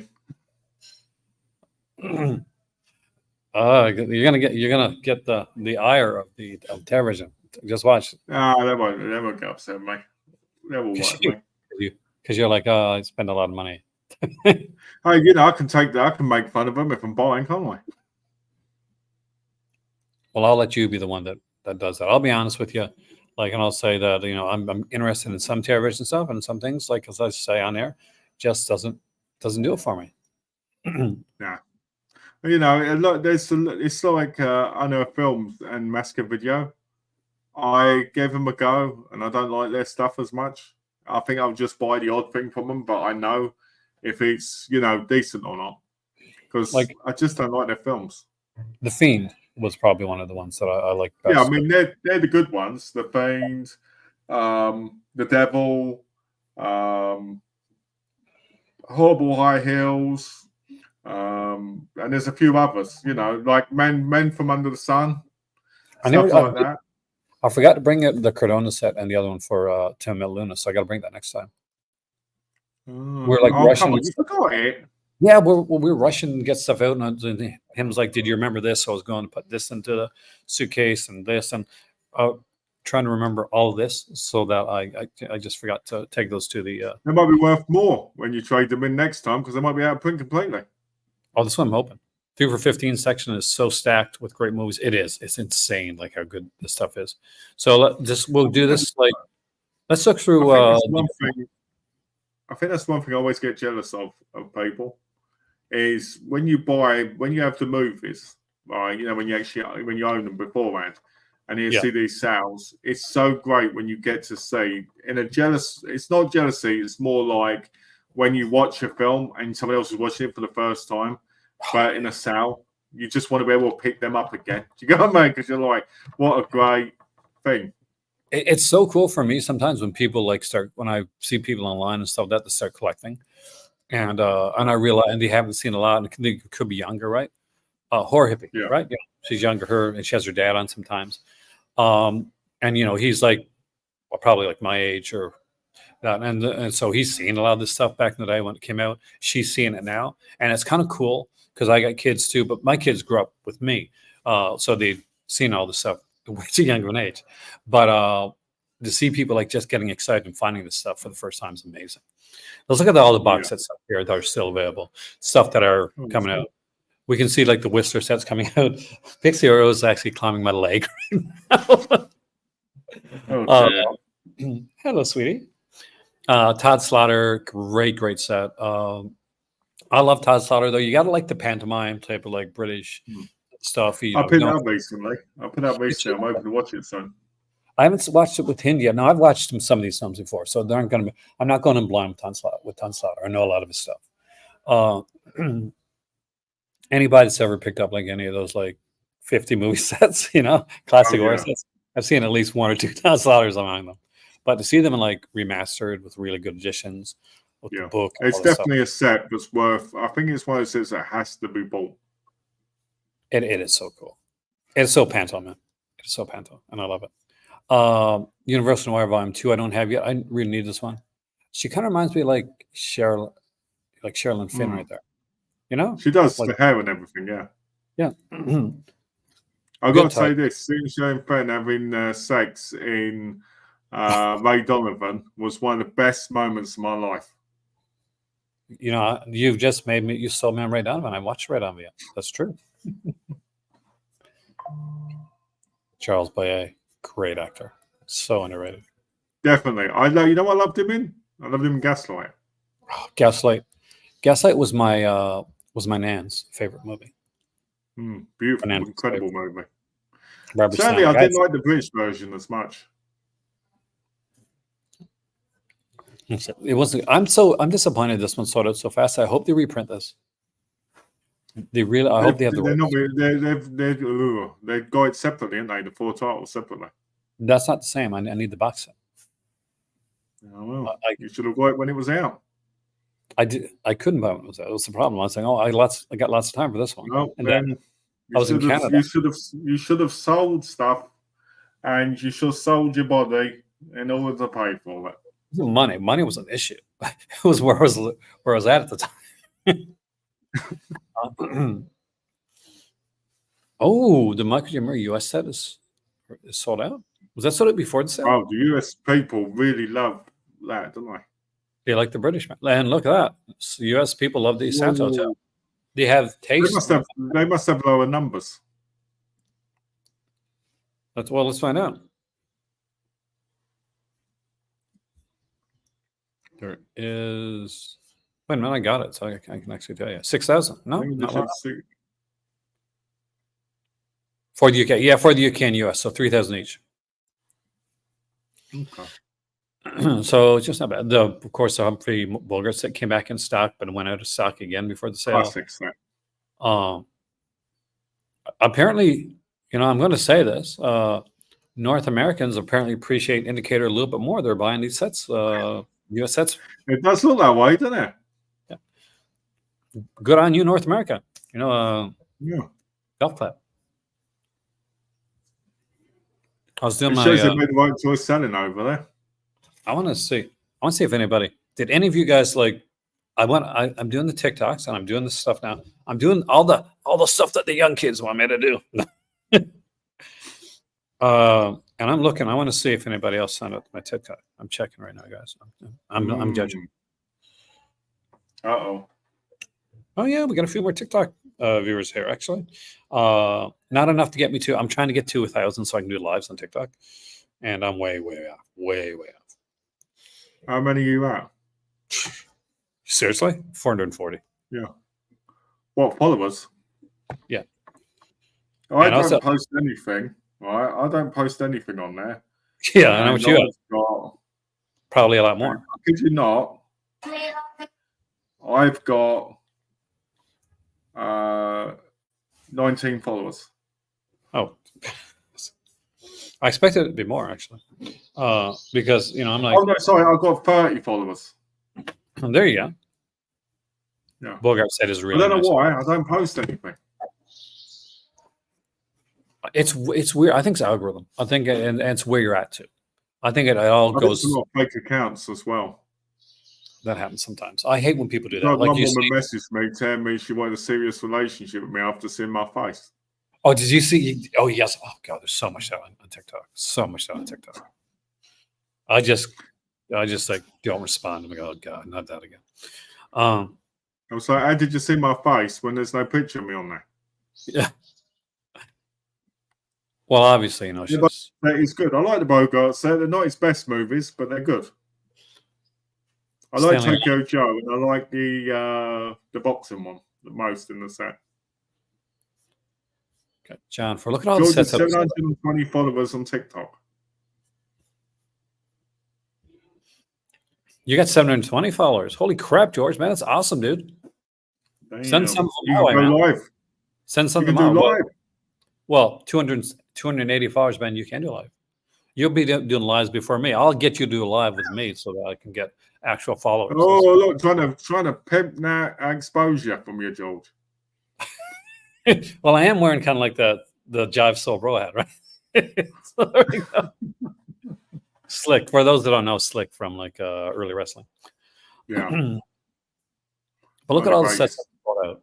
Look like such great mental. stuff. The Standout Show did the Harryhausen sets, the Hammer sets, 5 Tall Tales. I missed out on that 5 towel set. I wish I'd have got that one. I've got them separately, the individual, but I wish I'd have got the book. I wish I was still inside so I could shout.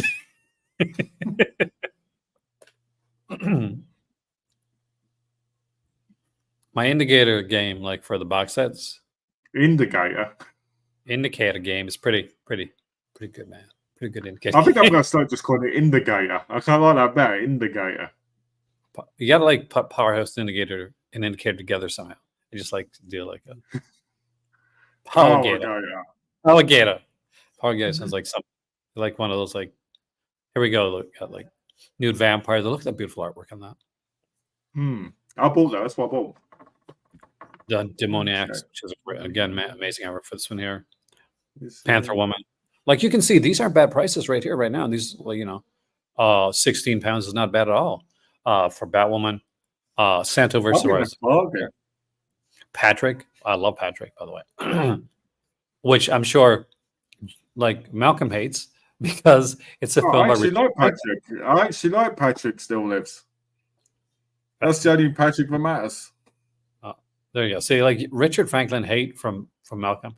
By the way, for those that don't know, Richard Franklin is the guy that did Psycho 2. That's how he came over to North America. Because they liked Patrick a lot, and they liked road games, and that got him Psycho 2.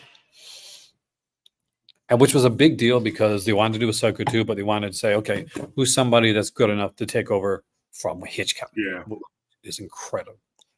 And Franklin did amazing. Psycho 2 is still one of my favorite sequels of all time. I love the film.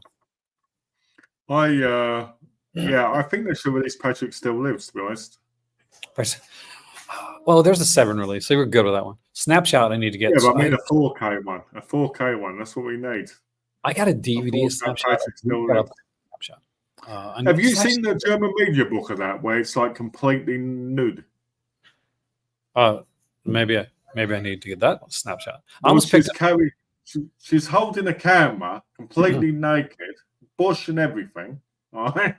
And there's this guy with his wiener hanging out next to her. Are you serious? Seriously. It's like, okay, well, this is what Snapshot's totally about. For those that don't know, Snapshot was a film that kind of like, and it had nothing to do with, but it kind of did the whole Halloween kind of rip off thing. It's called in some places the day after Halloween. I'm not joking. It really did that. That's what it's called in Germany. Yeah. It's like producers like, oh man, Halloween's a pretty popular film. We're gonna call it, which is nothing like. But it's a decent film. I like the movie a lot actually. But what is it, sweetie? I love when they meerkat when they get up on there. I think the next ones are going to be Yeah, Pink what do you Hitchhikers, don't and think- I think the next one's going to be Grapes of Love. No, I think you're right on the second one for sure. But I think they're going to keep going towards like doing one that's not. Like I think Iron Rose eventually definitely got to do that. Yeah.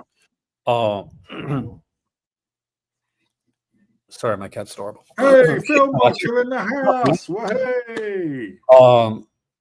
But I would say, what do we got left in the vampire stuff? There's a lot. Trying to think. I don't want to Google it because I'm trying to do it off the top of my head. I want to do it right. But yeah, there's a few vampire ones still left to do. I think Grapes is definitely next. I'd be surprised if it wasn't. Iron Rose is going to be like. I would say I'm not sure if it'd be next. I don't think Iron Rose will be the next one. I think it'll be the next lot after that one. Yeah, it'll be because Iron Rose is a big one. For those that haven't seen it, like this is it's considered one of his best, and it's considered one of his best for a reason. The Escapees. There's one called Escape, right? Escapees or Escape from something. Yeah, Escape. Bridget LaHaye's in it. But yeah, that's a strong possibility. Yeah, that's one. I think that's gonna be. I think that'll be released in the next two as well. Because there's some really good Roland stuff there. I'm a massive Roland fan. You are too. My dad is. I'm not sure he's watching there or not, but I think it's earlier over there. Dad, but if you're watching, tell us how much of a perv you are for Jean Rollin movies. It makes us happy. You're terrorizing Bandit. You know that. Cats going mental outside. Oh my god, this is where they spend a lot of their time at, right? So Bandit. So Yeah. look, Pixie Oreo is our tiny cat. Tiny little thing. And Bandit is literally her sister. They came from the same mom. Oh, that's nice. But Pixie Oreo terrorizes Bandit. I'm not even joking. Like literally, the cat I think is going to go into the litter to get away from Pixie. There you go. Yeah. There's Pixie Oreo. It is like if the litters weren't there, I would show you because like they're having like an epic battle right now, which is really cool. Well, it's outside, so if you got cats, put your litters outside, guys, if you can. If you have a nice, put that up there again. I missed See it again. Yeah. Oh, there she is. Yeah, last night we were watching stuff together. Pixie Oreo loves the wrestling. What I loved is, and I'll show it because I got it here. So just when the show started, CM Punk's music hit, right? That's the one. So CM Punk's music hit, and I love the look on her face when CM Punk's music hit. It's like that's my cat. That's my cat. It's that kind of when you zoom in on the picture, it looks like a mixture of shock and a bit of the stink eye at the same time. So fascination is great. Wish there were more words. See, and the really neat thing is like he didn't initially he only met Bridget Leahy because he had he wasn't doing great money wise and he had to go make some adult films. So he met her through there and realized that she's actually a good actress. So he took some of the adult actors, including Bridget Lay and a couple other people, and put him in what's it called again? Night Hunted. And that was their first work together. I'm thinking of contacting Bridget LaHaye, doing a GoFundMe, contacting her and saying, let's do a movie together. Right. In it, there's going to be a lot of action, and I'm the main star with you. There we go. The buddy cop movie. Except it won't be cops. It'll be There you like in the Live Like a Cop, Die Like a Man type cops. It'll be like Female Executioner, wouldn't it? See what DC is doing with DC Finance. Actually, I'm very excited about that. A newer version of DC Showcase, kind of what Marvel did. Yeah. So DC Finance is going to be very much like Marvel's Epic Collection, which I want to do called a comics podcast. I've been trying to get Malcolm to do it, and I think he's been iffy on it.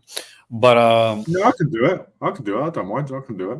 I've been like, because I've been excited about a lot of stuff that's come on recently, like whether it's comic news and news that's come out from like casting stuff and all that. But yeah, then the DC Finance is one thing I'm kind of excited about. See, there used to be DC Blue Ribbons, which was kind of like these little like kind of digests, like Archie like type digest, which had 100 pages, were amazing stuff. It was kind of like pre DC Showcase when I was a kid. I'm a geek, guys. Well, I'm not just a movie geek. Like I'm a comic. It's like the ultimate geek. Yeah, I got a bunch of board games. You need to put those tape around the glasses, around the middle, and wear your pocket protector. I need a pocket protector, right? You know. Yeah, the upcoming DC Combat Comics. It's gonna be exciting. I can do it. I can do a Cult Comics podcast with you. I think it'd be I'd fun. be happy to do that. Like that. I mean, like if we can get like a set of podcasts, and I'm like just spitballing here, that we can do, and something that we can put over on another channel thing, not as another like YouTube channel, but like on an actual like web page, and just like kind of spawn things out from there, and like slowly get things up on Spotify and iTunes, and you know, and get a website and everything going. Yeah, eventually. Because like I've been doing like the Cult of Cinema for 12 years. This is my baby. But that being said, Malcolm was one of my best friends, and I really want to be able to do something that we can do. That is us. That is ground one zero startup type of thing. We can take this and put it onto this next level, and do like merch, like an us merch, and like have our own like Patreon and our own like little Buy Me a Coffee and just a whole bunch of like kind of fun stuff, and put it like podcasts, so you guys can see us here on YouTube. You can listen to us on iTunes and Spotify. It doesn't cost you a thing, man. Just like like and share the podcast. That'll be it. And you'll see merchandise of me and everything. That'd be cool, wouldn't it? Imagine that. I'm actually kind of excited because I know you haven't done the merch thing. You haven't done the merch thing forever. You're like, I don't know. No, never. So I'm a little bit old hand when it comes to this stuff. So we'll go through some different stuff when it comes to merch stuff. We'll look at a couple different places. But it's going to be fun because we'll go through some stuff together. My better half has a bit of like design knowledge, which is actually good. If you've seen my original merchandise, she designed all of it. Nice.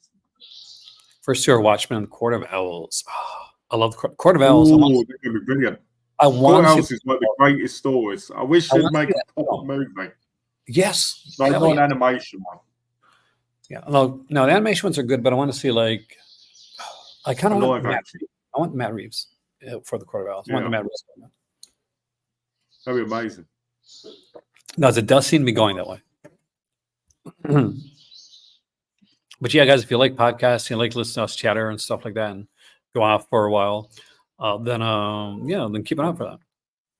Yeah, definitely keep an eye out for it. I think it's going to be a big thing, and I think it'll be nice for people as well because people there's a lot of people that constantly say things like, "Oh, it's Cult of Cinema, is this?" And in my view, I'm trying to agree with this. I'm probably closest to being, a part of that. But it's Aaron's baby. He's had it for so many years. I'm a big part of being a part of the channel. But obviously, you know, Cult of Cinema is Aaron because Aaron's done it for so long. You know, so I think it's nice that we're going to do something that's starting fresh for both of us together as well as doing these together. You know, like I've literally gotten like what doing this over the last 2 years. what's that? When I started this, Malcolm, you don't know this, but I'm not sure the videos ever had an afro. It's like I was like, so what I'm trying to say is, you know, I'm a part of Cult of Cinema, but I'm probably closest to being a part of it. But at the same time, this is Aaron's thing, but we do it together as well as we're going to start the other thing together. Yeah, like that's going to be like our ground zero take off. Like it's going to be like a big debut thing, and I want to have a lot of fun. Yeah. But don't worry, guys. Even if we're doing the podcast and we're doing the other stuff together, we're still going to be doing stuff together here as well. So don't worry about it. Yeah, because nothing gets like stuck. Like as some people say, is things don't get stuck behind paywalls. No, but do we have the option to like, you know, support if you want to? Yeah. Like as always, like I guess this is a perfect segue. If you want to show your support, super chat, super sticker, donate, buy me a coffee. There you go. But above all, enjoy the video, watch the channel, share, subscribe, that type of thing. Like it. But so Lips of Blood. I got to say this because do you not look at this cover and think Dr. Jekyll? Like yes, I do actually. Yeah. It does. It looks just like that. Except in this one, like in Lips of Blood, there actually is nudity, and in the Dr. Jack one, there's no nudity on the cover of the box set because there's no. No, that's what's so BS about that cover. Me and my better half, like on Patreon, we did like a review of it, and so she's talking about the film, and she's smart, so she's academically talking about she's academically talking about Dr. Jekyll, right? Like that, which is amazing. Yeah. And I'm complaining about no boobs. So, just because of show you were watching a video. The thing I focused on most in that film was when he kept tormenting, that worker. I was laughing because I was like, "What the hell is he doing?" I just love, absolutely adore that movie. That he just takes the movie. He's like Shakespearean levels of seriousness with the way that he's doing this character. Like you really like, hello, I'm a fascinating man, and yes, you see the way the ladies fight over there. They are so good because I tell them to do it, and for me, they'll do anything. It's just so cheesy. Fascination, such a good release. Definitely. Great film. One of Roland's best, actually. And there's one of Roland's worst, but still worth having for that price. Yep. To be fair, he was just starting and really found his A game at that point. No, The Hunting's one of his best ones as well. 100%. Like if anybody there has not bought Night the Hunted, if you're sleeping on it, do not sleep on this stuff. Yeah, especially don't sleep on it. But dad joke. But definitely watch it. Cold Eyes of Fear is another one. Don't sleep on Cold Eyes of Fear. It's a great one. I love this movie. I watched this with my dad. I was in Canada at the time, and so we watched all the intercares that I bought, like the Roland. Didn't you watch them all together? Yeah, we did. We watched the Roland films that I picked up. We watched Cold Eyes of Fear. We had a blast watching Cold Eyes of Fear. Such an underrated film, which is quite the shame that not enough people have seen it. Black Magic Rights has a good soundtrack, if I remember correctly. So I think they focus on soundtrack a bit when it comes to this release, don't they? I believe so. I haven't opened it and watched it yet, so it's. And there we go. The seventh art, according to. Okay, I have 30 for a minute, like on Renato Pacelli's thing. Yeah, composer. I always love it when they have the foreign names. It's always funny, isn't it? Because I was saying to the star the other day. No matter where you're from, you're always going to mess up names somewhere because the different way names are said. People, like, for instance, because it's spelled with an R, over here, we'd think it was Royce, but it's Hoyce. You see what I mean? So, Well, the thing is, like, I have people like my name is, my name's Aaron. Yeah, people messed up my name so much. Oh, Aaron. you're Oh, like you're Aaron. all one. They call me Aaron all the time. Oh, you're Aaron. Aaron. Oh, that's nice. Like with an E. I'm like, no. Oh, Aaron. Aaron with 2 R's. Still no. No. Well, Eventually. people in my life have called me Malcolm, right? Malcolm. It's hard to mess up the Malcolms. It's hard to mess up, man. Because it Yeah, is it's like, very easy, but people mess it up all the time. Stupid though, especially the Malcolm. I'm like, do you see the spelling of that in there? did you buy the book though? Oh, that should have been that on sale. That should have been on sale. I wish that was on sale. Actually, what about this? Damn, 80 quid. Yeah. But it's a Jimmy Madonna, and it's a big. How many pages? Oh, 800 photos. So that's not bad. Yeah. 1,500 copies, but it's not sold out. That's weird. Well, that price, man, that's not weird. Well, it depends on who you are, because a lot of film books, like the big ones over here, go for like £80 to £100. Yeah, like you've seen the stuff I got like back there, like I got you. I kind of, I'm sure that Donna's super happy that I got you into those those super books. She's like Nightmare USA, the Jess Franco ones. Did you get second Jess Franco one? Yeah, no, you still haven't got that one. I've got the second one. I ain't got the first one because it goes for like 400 quid. I'm hoping it gets reprinted at some point so I can get it. I locked into that one. I'm not going to spend 400 on a book. God, no. Like you should be spending like cover price or a little bit over. That should be the max when it comes to stuff. When you're collecting and you're spending like that much over, then you really got to like, okay, am I super rich? I was watching a video the other day on YouTube, right? Completely off topic, but on topic at the same time. Yeah. And a guy was looking at old Pokemon cards, actually sealed ones, from the original booster pack. Right? Oh.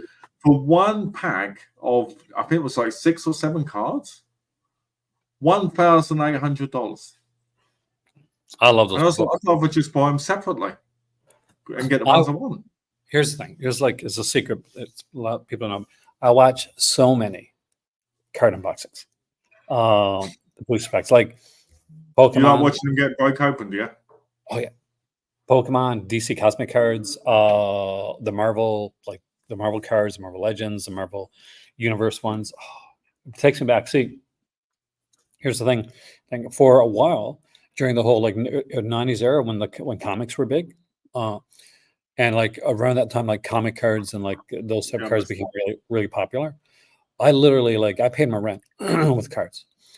I would buy I would buy boxes and I would break them up and put sets together, get the the special limited cards there, go to my local shop, pay for sell them, and that would pay for my rent. That would pay for my groceries. That's impressive. I remember I was because was one day I wasn't doing the greatest money wise, and I went to the corner store and I was doing my laundry. I had $1 left on me, right? So there's these baseball cards. I never buy baseball cards. I'm not a baseball man, but I bought this pack of baseball cards and opened it up, and it had what's his name? Nolan Ryan Jr. autograph card, and I'm like, this is food. This is definitely so Nolan Ryan Jr. autograph card. And I I know Nolan Ryan is. I'm not that dunce when it comes to that stuff. So I'm like, yes, I got my groceries now. And I did. I lucked into it. Literally, it was my last dollar. Which I probably shouldn't. And since I didn't have food, I probably shouldn't have been spending it on baseball cards, but the obsession many years ago, it's nowhere as good as that. But my dad was going to Thailand, and he gave me money because I was a teenager, and he gave me money to spend while he was away. So he gave me a tenner. So when he went, I went into the off license, and I got 2 scratch offs. Scratched off the first one, got 20 quid, scratched off the second one, got 40 quid, went in Nice. there, got some more, right? Ended up winning about 280 quid altogether. That's Was awesome. able to build the first Assassin's Creed. That's how old it was. Oh, And that's the sweet. collector's edition as well. I remember not on the same level, but it's kind of cool. My cousin Raj, right? He was in Yeah. high school. I think it was high school or like late elementary. And this is how he got. So he was a big Dr. Pepper fan. So at the time, Dr. Pepper had a promotion on. You could win a free Dr. Pepper or something like under if you looked under the cap, and there was like Yeah. that thing was there. So he gets his Dr. Pepper. He's waiting at the bus stop. Opens it up, says, "Shag, and I have some of it now." So I'll check the cap. Free Dr. Pepper. Goes back in. Got the free Dr. Pepper. He doesn't have the other one finished, but I'm going to check anyway, right? Opens it up. Free Dr. Pepper. Goes in, gets another Dr. Pepper. Opens one up. Free Dr. Pepper. Bus comes like crap. But okay, let us. We're going to break down the Smoke Jim Murphy set. We're going to break it down. All right, let's break it down. We're going to dive into it. We're going to do this deep dive here. 10 discs, guys, 1967 to 2015. I'm going to sell people on this set. I'm going to sell people on I'm getting me a set. It needs that. Oh no. But I should do like what's that televangelist type thing? What's the whole like if I was speaking to the Lord of Films. And he said, if I did not have, as Michael J. Murphy said, in my house, if I did not get this set, and maybe a plane or something. I was gonna let him praise you. If you get this set, he will praise you and take care of you. It was going to take me away. It was going to take me away from it all. Okay, so just one. You need to talk about this, but put the Hard Times promo in it as well. 2K restorations for Tristan and Isolde, which I probably butchered the name of that one for. Happy Ever After from 1974. Secrets, of which he remade that one, didn't he? In 77. And almost. He remade a couple of them. Almost the movie. That literally what this box shit should have been called. Almost the movie. Original mono audio.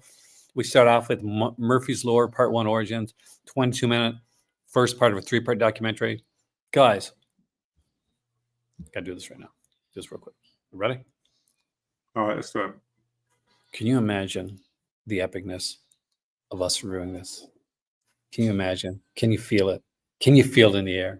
Can you? Can you feel it in the air? All right, let's go on. So we got like surviving fragments from Lost Murphy's works, Atlantis, City of Sin, 6 minutes.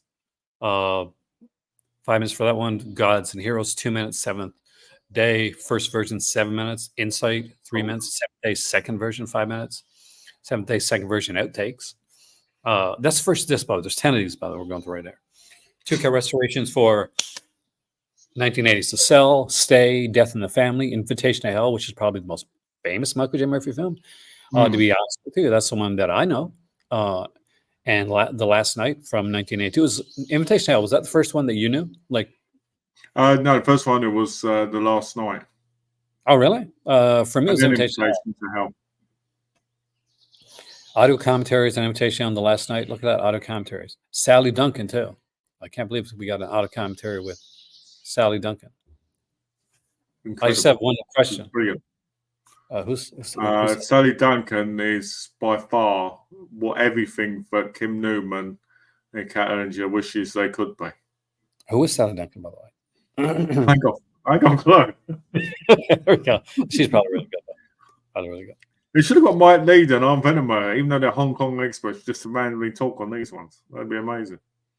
Invitation to Hell with Johnny Walker. Oh, I love Johnny Walker. The drink is amazing. We got making ofs, alternate titles and credits, original Stay, 7-inch single. There we go. Custom video logo reel. World premieres on Blu-ray. We're at this 3, man. We're at this 3. Are you getting excited? Are you getting hyped, man? Are you getting hyped? I'm getting really excited. Okay. Because there's a standard definition presentation of Quaylon there from 1983. Oh, you know what? I'm going to tell you. If you don't want 4K and you don't want that Blu-ray rubbish, standard definition is the new format you need to buy. It's classic. exposure, and it takes you back to the good old days. Standard definition, man. Like, here's the thing. You got all this like 4K and this 8K BS and all this like remaster. But standard definition, it gives it to you raw. It's like the real feel, man. It's like it's the way it really was. Okay, we got 2K. You got thumbs up as well. You got All right. thumbs up from me. Oh, that's amazing. StreamYard agrees. StreamYard agrees. Bloodstream from 1985 with Super 8 film elements, so that is going to be amazing quality. Alternate presentation of Quaylon under the U.S. distribution title The Hereafter, so you can watch the same movie with a different title on the screen. Early version of Bloodstream featuring alternate dubbing for 2 of the characters, which was pirated and distributed against Murphy's wishes. Okay, that's going to be freaking hilarious. That I want to see. I'm not even joking on that one. Please tell me it's like the old Kung Fu weird ones where they just say random stuff. That'd be amazing. Oh, that'd be amazing. Oh, yeah, that'd be so cool. You have killed my dog. People, I'm going to lose people by doing this, but I got to do this. All right, just 4. We're gonna go quicker, guys. Tristan from 1986, Death Run, because if I'm gonna run, death might be involved. 2 presentations, Tristan. Merlin. It's like the American thing. It sounds like Merlin's Cave, doesn't it? Yeah. Legend of a Hero and Death Run trailers. So Avalon. If you don't watch the movies, just watch the trailers and you'll know everything. Moonchild, a second part of the documentary right there.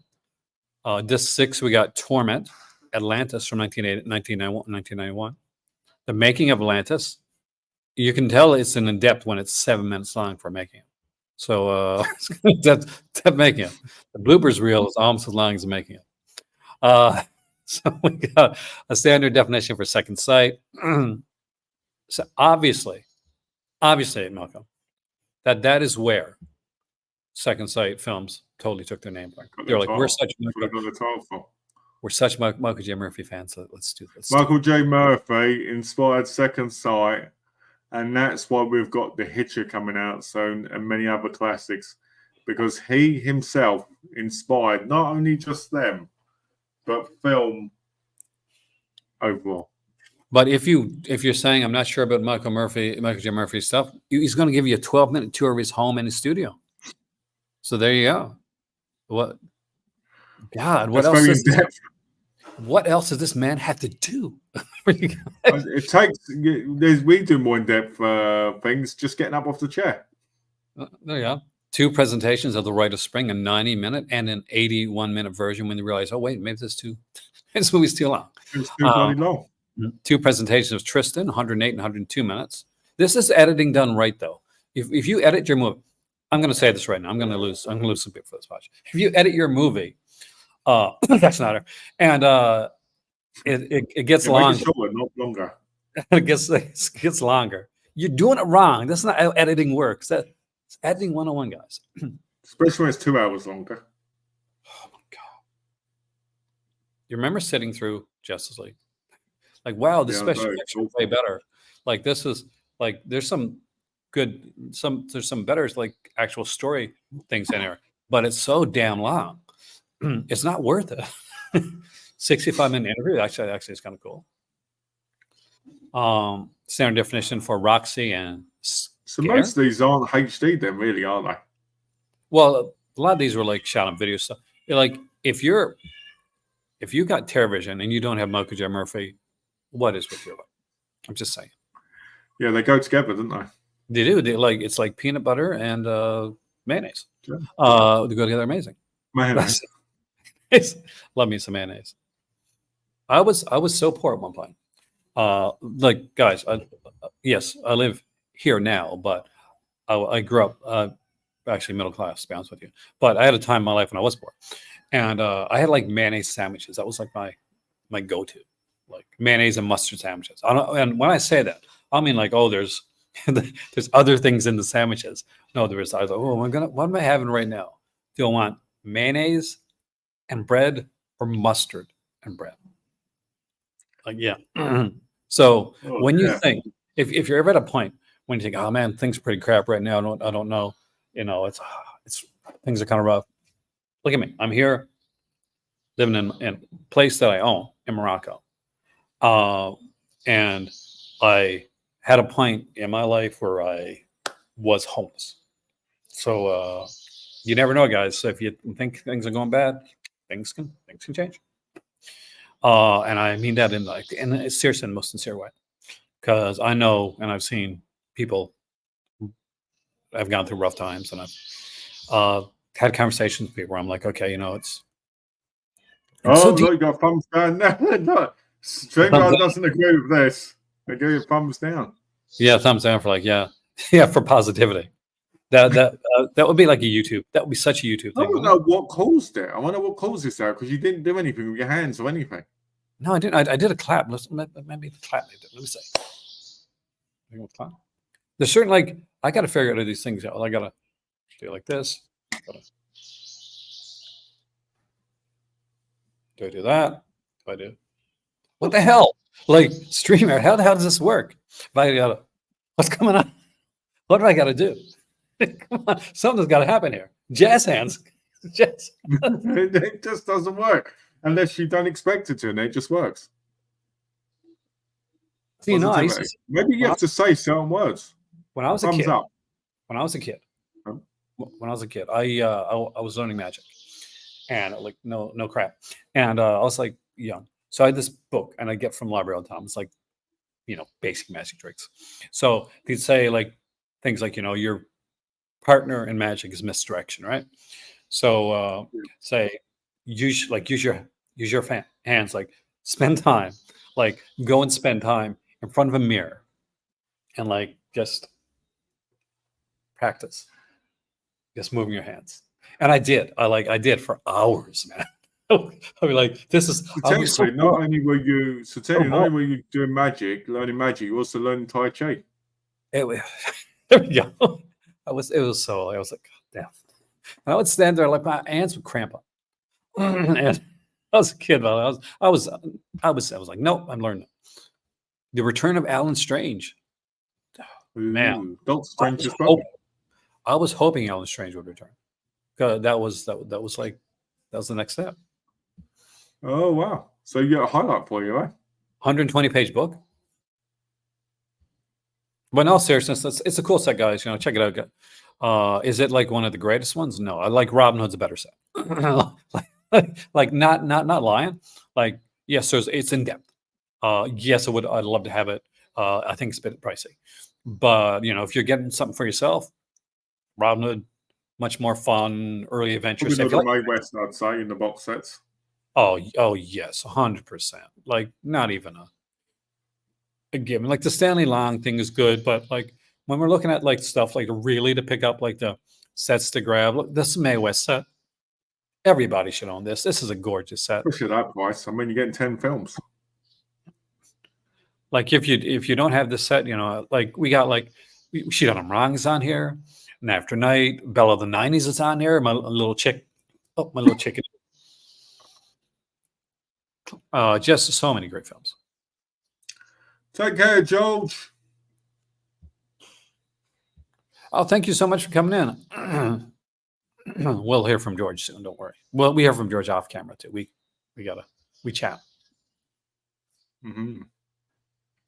We got all cool. We're the cool kids. We're the fiscal major kings. Kingsman. There we go. Those Noir sets are so good. I'm big shout out to George who got me some of those Noir sets when I actually couldn't grab them.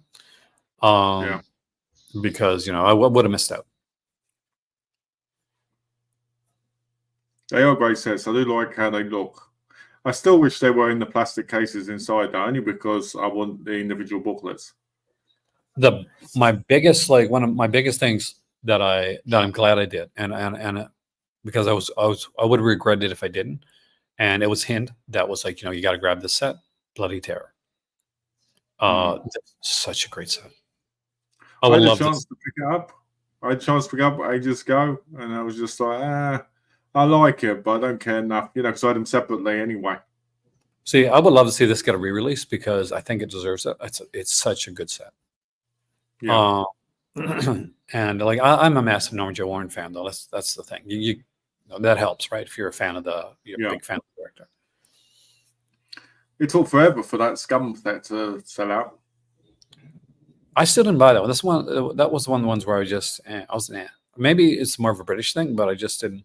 Yeah, it just it is. didn't hit me, right? It's an institution of British cinema for us. But as we look here, like the CDs are all like, see all the Soda Lim editions.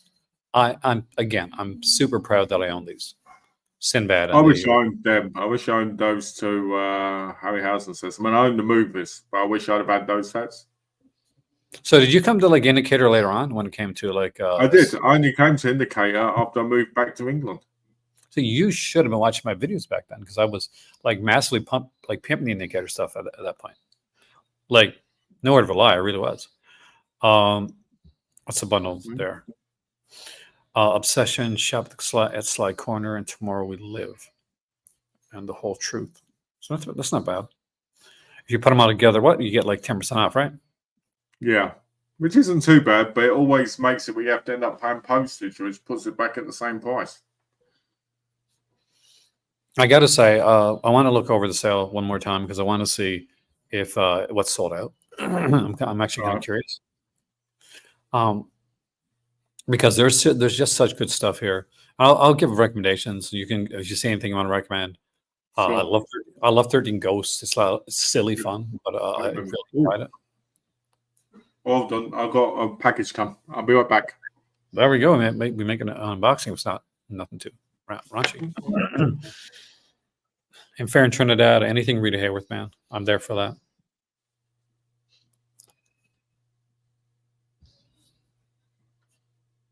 I'm shocked that Malcolm has a package come. It never happens. Age Consent is an excellent film.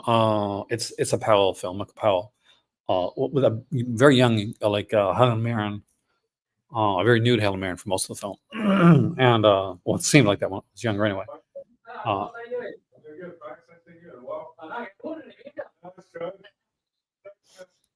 James Mason, it's just such a good movie. If you've never seen it, it's a really, really good release, good film. Let's see what they put on here. 2 presentations of the film score, 2 for the film. We got the director's cut and the studio cut. I don't know if I got the director's cut. I don't have this release yet, guys. I do need to pick this one up. I got an old Powell, with Age Consent and another film on it. Was put out by Sony that I bought years ago. Berserk, it's a lot of fun. It's it's William Castle. One of the latter William Castle films that is super fun. I like Birdie. Birdie's not for everybody. So, did you get something?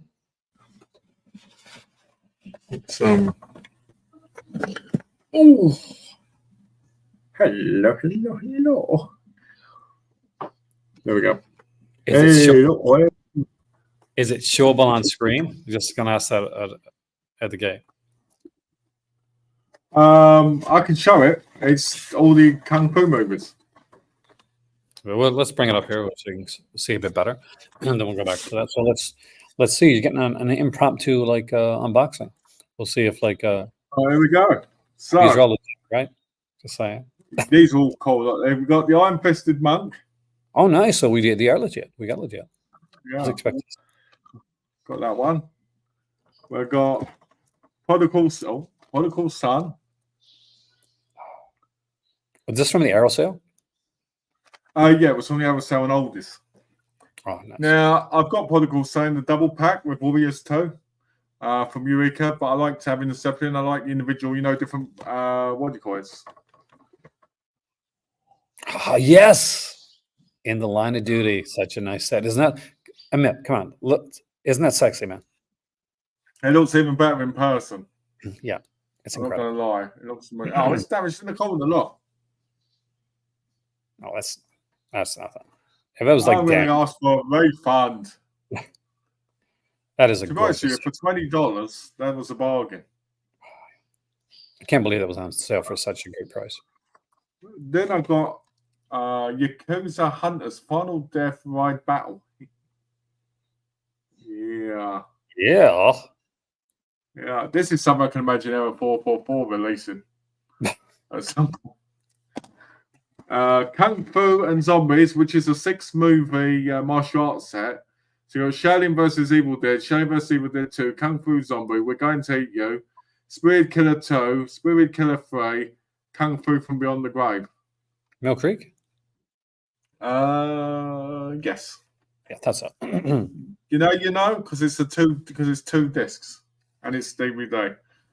Their What's the- Blu-rays brilliant. DVDs. I think this is one of them older DVDs because It I is know one they're a of lot better now. It's long before I started working. Oh, this is loose. Hold on. Because I'd owned Yeah, it. just It was like let me just more open, recent. let me just open this because the disc was loose inside. This is a Full Moon Productions disc, and this is Cynthia Rothrock in Fists of Fury. That is totally full moon. Would they produce it? Have you seen that? Because it's basically talking about martial arts and stuff. I don't think I have actually. But it's something I'm buying. Then we've got The Humanist, which was a cheap $3 DVD. I thought I'll get there. Okay, now we go back to the Arrow stuff again. We've got Hand of Death, which I had with Eureka one. Last Hooray of the, should we have Last Hooray? So I'm glad I got this separate because I might end up buying the the Criterion one. I might end up buying the Criterion one. Just give me that Eureka one because it has no booklet or anything. So Shaolin Plot, which I actually like this cover more than the Eureka one. Oh, that is nice. That's a real nice cover. Yeah, I like the Eureka one's a lot more basic. Then we've got Warriors 2. These were like $10, $11 each, so they were a bargain. Yeah, these are like actual quality releases coming on. I like that. Definitely. Millionaire's Express. Look at that. I actually like that one. I do think this is a better cover. I think Eureka's covers are nice, but these I really like. And the last one. Oh no, I'm just going to say Arrow puts out a nice premium package. And the last one, which is probably one of Jackie Chan's worst actual Hong Kong movies, if you don't count, the really bad American ones he tried to start at one point, is The New Fist of Fury. My dad actually bought that one, I think. Yeah, that one. There's worse though. I mean, like, especially some of the earlier stuff. I love the fact we got like an impromptu unboxing, which is you can always expect that when comes here. It's kind of some cool stuff. That's why I haven't asked me because it's like, there might be an impromptu unboxing. There we go. But let's see if we can get some Cynthia Rothrock and Michelle Yeoh on the screen. Which I was waiting for this to come, and I was worried it was going to get hit by customs because I thought it was going to come yesterday. I was so excited to have that, like in the Line of Duty set in Canada. Like I was so excited to have that set, and it's so nice to see that you got it there.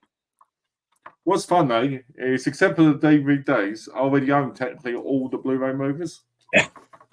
So it's like I've double dipped on the whole.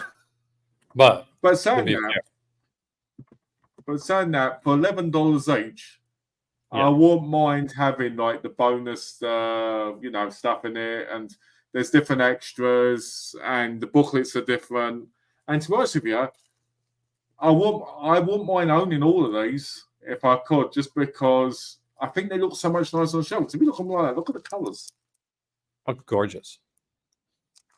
Well, so, I often go and look at my shelf, my smaller amount, like of Asian cinema, and I look at the end of the Line of Duty set. I'm like, yeah, I'm glad I got that set. You're like, this is what Aaron's like. Aaron's like, okay, look at that. Mal got all that stuff. He's got all these discs coming. He's Asian discs. But all you need is In Line of Duty and Super Cop and Super Cop 3 4K. That's all you need. Super Cop winner. Amazing. Super Cop is amazing. I love that film. I do think Eureka's release of that is great, but I hate that they're just the 3 movies in just the box thing. Super Cop. If that Super Cop 3 had been on there, the limited edition one, I would have bought that. Obviously, there's no reason for me to buy the standard edition of it when I've got the other one. You're on the Criterion one because you're a massive fan of the Criterion packaging for Super. Oh, Company. no. You love You mean the Police Story 1 and 2, you mean? You're a huge fan of those. God, I hated that packaging. I don't mind it, actually. Speaking of some amazing packaging, you could Black Magic Rights. You want to see the father of Mariska Hargitay. Yes, the girl from Law and Order SVU, Olivia Benson. Her dad was a bodybuilder and an actor. His name is Mickey Hargitay, and he is in Black Magic Rights. He stars them. Oh, nice. I didn't know that. He was married. Was with Jane Mansfield. Well, obviously she's Jane Mansfield's daughter, so they were together at that for a period of time. I think if Mariska Hargitay, if Jane Mansfield would have stayed with Mickey Hargitay, I don't know if she'd still be around, but wouldn't have been such a tragic ending. Yeah, I agree with you there. I think Mickey Hargitay is best for me. It's a small role, but Successful Rock Hunter. Like if you've ever seen that movie, he's in that. He's like the boyfriend, the big guy, the boyfriend character, and he's so funny. Do you know this was the only protection in the box? Well, what else do you need? You got like that piece of cardboard there, right? To be fair, the box was double walled, and it was all pressed in together. So, but yeah, sorry. I love when I get like this Severin related. I get like buy stuff from Severin, and everything is like underneath like a massive wall of like peanuts. Yeah, it's mental. I did an unboxing on my channel. It was like a couple of years ago from Severin. I did a big, massive order, and it was like playing Lucky Dip. What's it going to be next? It was the thing for me. It was like I think it was like 2 days later after doing like one of those Severin unboxings. And it might have been the L. Amson because I got the big L. Amson set at the time. Yeah. So with the poster and all that stuff, like I was like getting peanuts. Like I was finding them everywhere. Like everywhere. Donna hates them, I'll tell you. Well, I cannot think of a lady that is like, oh, I love those packing bandits. They're amazing. She'd probably get a kick out of some of that. But she hates them around the house afterwards. Cisco Pike's a really good release. I forgot to mention that one. Brian from Just This has mentioned this one before. This is a really good film. Gene Hackman, Karen Black, Chris Christopherson. Definitely going to recommend that one. Corruption. Peter Cushing. Peter Cushing is the most charming. I would say though, don't buy that one. Buy the other one from the other company because if you buy that one, you can switch it over and you strangle one with a hanging out. Yeah, we had Grinders for listening. There's a nudity cover and there's a nudity free cover. Yeah, that's what I got. For the nudity cover. I got the Grinders releasing one. I can't. I bet you do. I refuse to admit which it's cover. It's all about the cinema, isn't it? It's all about the cinema, not the nudity on the cover. It's all about the cinema. Cinema, I tell you, cinema. It's quality cinema. When you show people when they come around, don't judge me by the cover. It's about the film. It's about the film. I do love that Endless Night cover, man. It's good, isn't it? It's classy. It's very much. I will give this syndicate. A lot of the cases, a lot of covers they pick are really good. They do great stuff. Wonderful stuff. I'm surprised. And they normally represent the movies perfectly. Everybody, buy yourself some El Santo. Yes. El Santo says, you must buy the El Santo. I keep telling Donna I'm going to go to Comic Con dressed as either Santa or the guy from is it Bloody Peter Terror? The Crimson Kellerman. Guy with the. I keep saying I'm going to go as one of them, and she always winces and like. Oh, God, what are you going to do when people look at you? Oh, you go as El Santo. I'll go as the Blue Demon. There you go. That'll go down well, won't it? Yeah, I like that. Does Morocco have a Comic Con? There's Comic Con over there, and you got Comic Cons in England. Morocco doesn't have one. Yeah, I mean in Morocco. No, I wish. I mean, like I would totally go to a Comic Con here in Morocco. I if there's ever Comic Con Morocco, if you see like, oh look, there's Morocco Comic Con, 9/10 out of 10, I've started. That's the way it'll probably go. Because but it's big, like a lot of like comic stuff over here, especially like the French stuff, like the metal hurling, heavy metal for those in Yeah. North America. So a lot of Mobius and like stuff like that. And, Because it's Picsou. not too far away, it's going to come over in it a bit. Oh yeah, like the Picsou stuff all made it over here, which is the Disney like stuff like the Mickey Mouse and Uncle Scrooge, Donald Duck, stuff like that, which still is like massive here today. Yeah. I picked up a Picsou when I was in France, actually, to like study French on. You showed it, did you? I did actually. I showed down here in one of my earlier videos when I did the. So if you have not seen my Paris unboxing haul, I'm going to be blunt. It's epic. Like it truly is. You should have made a thumbnail that had you outside the shop and writing going, I emptied the whole store, and a picture of like two guys screaming in the background. I've got to do I got to contact Metaluna because I got a video coming up with that I edited together with my footage and all that stuff. I want to contact them first before I do it because I'm going to be putting it up on the YouTube Get channel. that pin discount for me. That's what you need to do. Get the 35% pin discount. There we go. I go in stores now. I go everywhere and I go, can I have the pin discount, please? And they go, what? The pin discount. 35% off. Normally I get escorted out of the building. Fanatic, a wonderful film with Tula Bank and Stephanie Good Powers. Just incredible. It's amazing. They made that stage play about Tula Bank life, like about this actually, afterwards. And Stephanie Powers will later like take on the role of Tula Bank in the stage play. What was that film with Pete Cushing? What was the bank? Was it Cash on Demand? Cash on Demand. It's a great movie. That's actually. Brilliant, that one. Brilliant. So such a tense film, and and he does well played. Yeah, he's so like straight by the book type character. So it just plays so wonderfully when all this goes out. It feels very stage play as well. Yeah, it does, and I think it was. I think don't quote me on this, but I think it was like might have been like initially a TV production that they did like a feature film of. See, Hammer was infamous for doing like, a lot of like TV stuff and bringing it into feature films. That's how the Quatermass stuff came about. Yes, here I am explaining British television to the guy that's British. There we go. It's like mansplaining, right? But what used to drive me up the wall though, and it still this very day does, when people say Quatermass, I hate that. Oh God. Doesn't it's like nails on chalkboard. Nails on chalkboard. It's don't they learn their English? I'm surprised that nobody's picked up every single one of these Armand sets. I'm not surprised. You bought it. You bought it. Yeah, because we said we were going to do that video series together. So I was investing in it. I didn't down the way. And you're like, I'm totally doing it. And are you gonna like curse me after this? I got another freaking bite. I probably will. You got another bite? Yeah, not a spider bite though. Just like it's not a bite, it's a climber. Mosquito. Climber. Oh. Pixie. For sure. Housekeeping's really good. I actually really like Housekeeping. I watched that yet. It's a fun film. I actually really enjoyed it.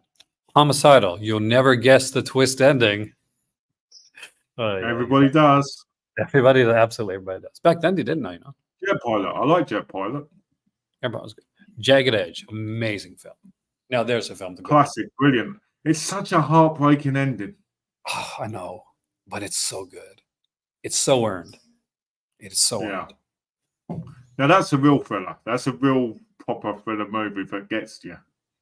It is. And it's around the time you got, Glenn Close, of course, she would, Fatal Attraction, and Jeff Bridges, a whole bunch of this stuff. And but this is both better in this because there's more of an innocence to it in a way, especially for Glenn Close's character. And you feel that way about Jeff Bridges. And then when you do see the twist, it just messes But you. here's a question though. Do you like this? And this is a hard one, so I want you to think about it before you answer. Because there's another film that do you like this as much as the classic, the absolutely baller classic with Willem Dafoe and Madonna in Body of Evidence? You know, Oh, that's a hard one, isn't it? it's yeah, I know, because you know they both have this like level of acting that's just on par with Yeah. Actually, I unironically love Body of Evidence. I really do. Yeah. Uh, I like but it. I like it, but Jagged Edge is definitely a better film. oh, it's way it's better directed, better acted, better written. But I just thought Body of Evidence is the closest thing to put up against it, right? Yeah.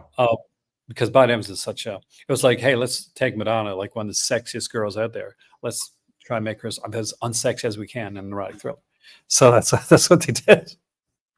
But Jagged Edge, I do think Glenn Close is better than Fatal Attraction, because I just feel like Fatal Attraction, especially nowadays when you watch it, it feels it's a wonderful film. As Hey, hey Sammy in the house.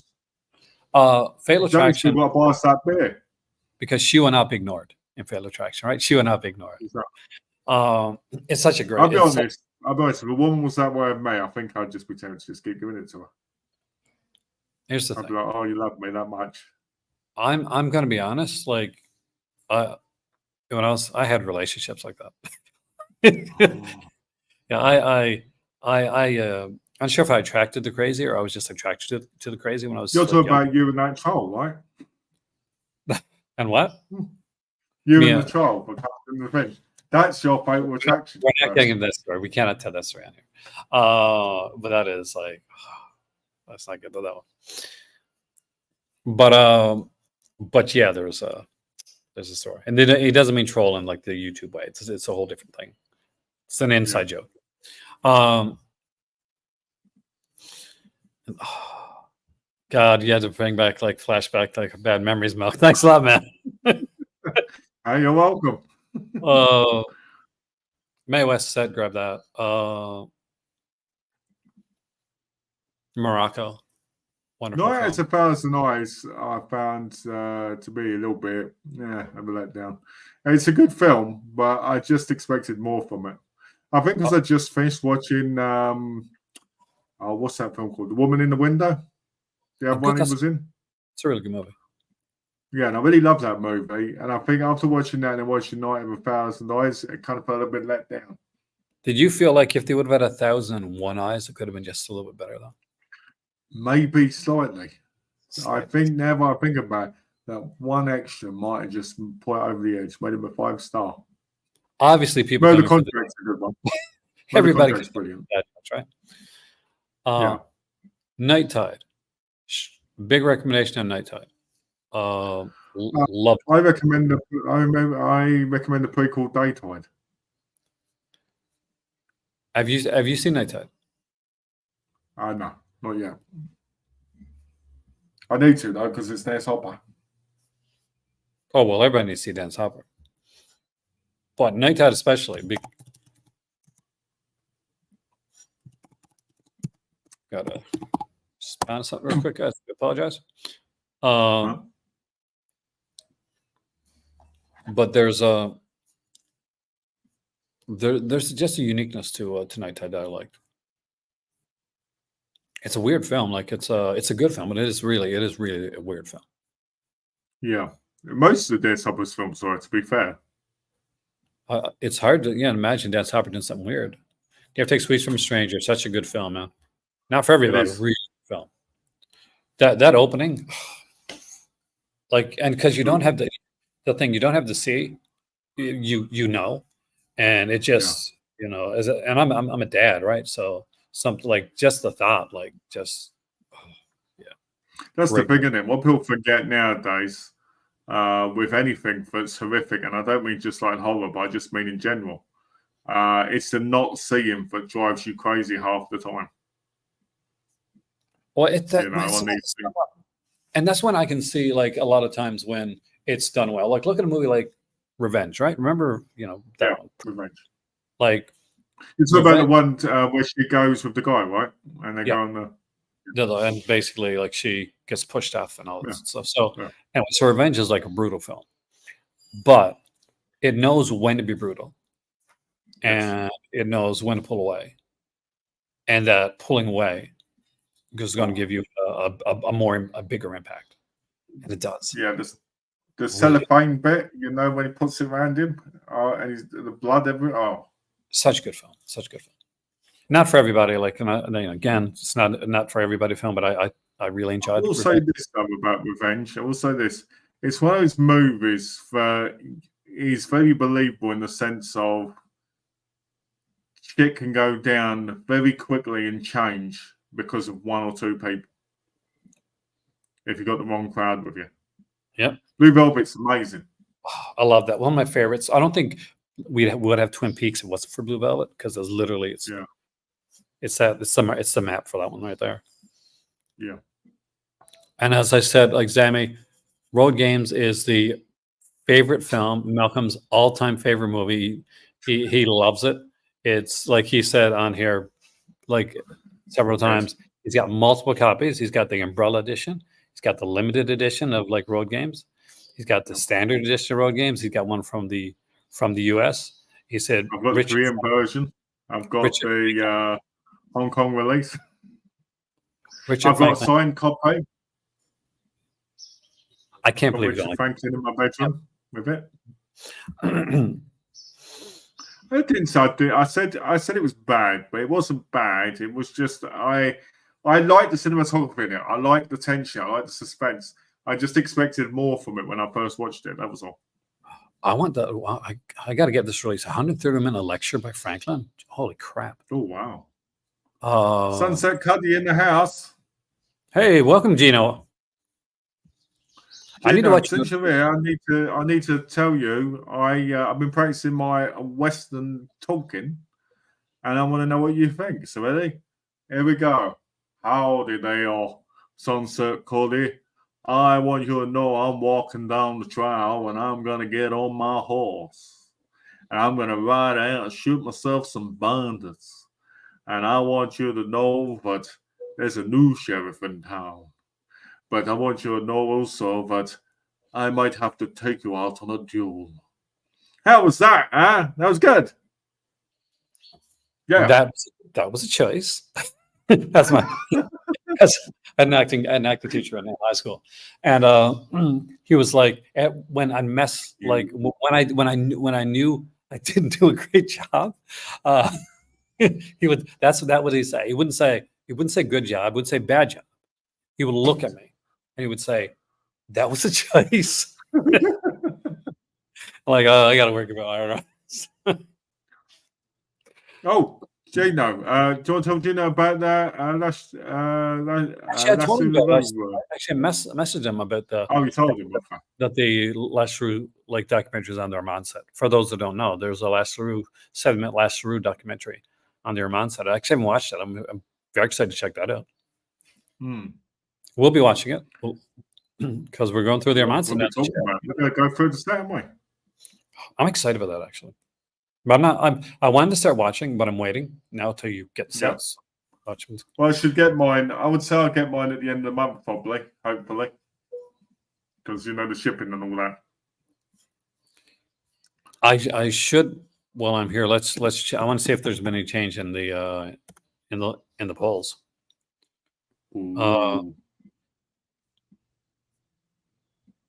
So on that one.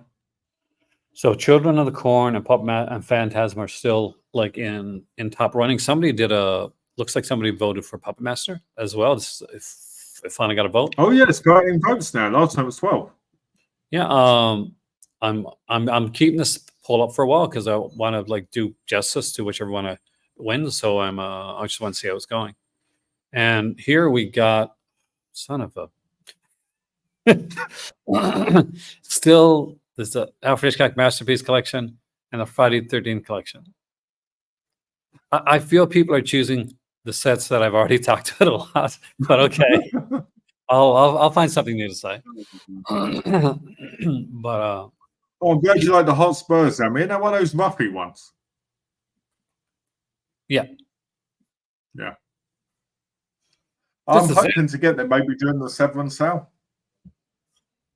Actually, I almost had that when I was in Paris. I had it in my hand. It's got a beautiful cover. It's got a gorgeous cover. And it's one of those where you can take it, and they're like, nobody's going to think anything of it. Oh, it's a Western, right? Yeah, exactly. Were there any like famous like British like sex pots in these like standing along like adventure films? Oh, Because this is very Linda Hayden was one, I think. She was in a few things. There's quite a few, actually. I can't think off the top of my head, but there was a few that would pop in now and again. Linda Hayden. Oh man, she so hated making that movie. Climax of the Blue Power. Yes, I've seen Climax of the Blue Power. I found it very disappointing, to be honest. They endorsed with them. Okay. And future musical theater sensation Ellen Page. Okay, nice. We did. We started 2 hours and 41 minutes ago, Matty. We did, yeah. You know why, didn't you? We lived a hardcore lifestyle. I'll tell you this, mate. We were up till like 4:30, 5 o'clock in the morning. I went to bed, got up at 8 a.m., and then here we are doing the stream. Yeah, I got up here, made coffee for my better half and myself. And literally, Malcolm knows. I sent Malcolm the link. I was like, because I realized last night that it was an hour earlier than I expected. And I was running. I forgot, but our times were 1 hour off again. I was out. We started this stream in the other room, and where my movies are. And my better had to work and had a meeting. So, one's virtual meeting. So I had to come out here into the outdoor area. I was thinking, there's a guy on TikTok, right? And what he does is when people donate to me, like roses or whatever, those gift things. He keeps blowing a balloon. He keeps blowing up a balloon until it pops. Your outside area looks like you could put that and do that. No, I want to thank. I'm not sure who Butcher is, but I want to thank Butcher for like just following me on TikTok right now. So we got another TikTok follower. Butcher, if you're here, thanks. Yeah, 100%, man. I want this set so bad.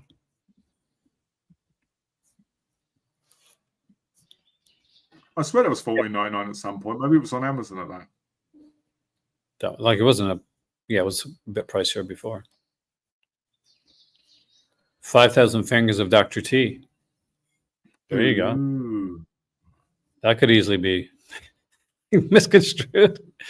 Seventh Voyage is here, of course, from those amazing areas and sets that absolutely everybody has to have. Fu Manchu movies, the only two matter. Yeah. I like the first two. I love the fact that he came with a bonus poster. Like that was awesome. Yeah. That set and we got that that was extra. Awesome. I was wondering where that bird sound was coming from. I was starting to think of Malcolm wielding Soul Silver Hammer and went down on his head and made him see tweet. Actually, you know what? That could happen. I used to listen to Maxwell Silverhammer so freaking often on LP when I was a kid. I love that song. Classic, isn't it? It is a classic. Well, the fact that Maddie knows it, actually, that's cool. Because it's not like when you think of it, not one of the the one people think about a lot when it comes to that. That's true. Matty showing his Geno side there. Going for the classics. Yeah. Gino did a last Saru video recently on his channel, by the way, for the Sunset Cottage stuff. So make sure you're checking it out, guys. He did some really good work when it comes to the to showing like classic Western films, which I don't think get enough love. I just noticed Gino didn't rate my Western accent. Well, there's that meme from like the Simpsons meme. I guess so I scared them off a bit, I guess. I'm just like, what's the word? I'm like ragging on like I seem like I'm not being a dick, guys. Unless I'm joking. Like there's this Simpson like gif, and it shows like this. Yeah. He's got like Bart, and he's got this. At least you tried cake, and he slowly. Oh. Oh. Oh, I'm sorry. Oh, well, I do it No. sometimes, so yeah, right, Tony, I guess. Oh, well, you do it a lot. I got to do this. Oh.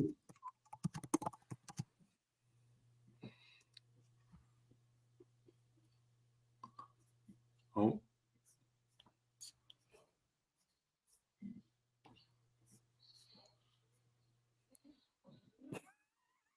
Here we go. I'm an asshole. Updated I was DVD. expecting an update with you. House Preview. Oh, well, yeah, it's Alpha. So here's the thing. Yeah, what do you expect? Alpha, has amazing covers, beautiful, vibrant, incredible covers. Inside, often, not so much. Alpha doesn't do remastering. Alpha, oldies.com is Alpha. So that is Alpha, by the way. You just got to go by the price of their discs. That tells you everything. Yeah, they don't do remastering on their releases. I love this stuff because I don't mind. I grew up in the VHS era, man. I get people that I get it. Like if you're younger and you grew up now in like Blu-rays and all this stuff and remastering. But I grew up in a time where like, oh man, I can see the film. It's not, it's not stuttering too much. It's not rolling too much. Fantastic. So I'm very forgiving. There. Got thumbs up. Work that time. You just got to Dream do it Yard right. supports that massive. But yeah, like you just know what you're getting with Alpha. They're inexpensive, so you get you don't always get great quality.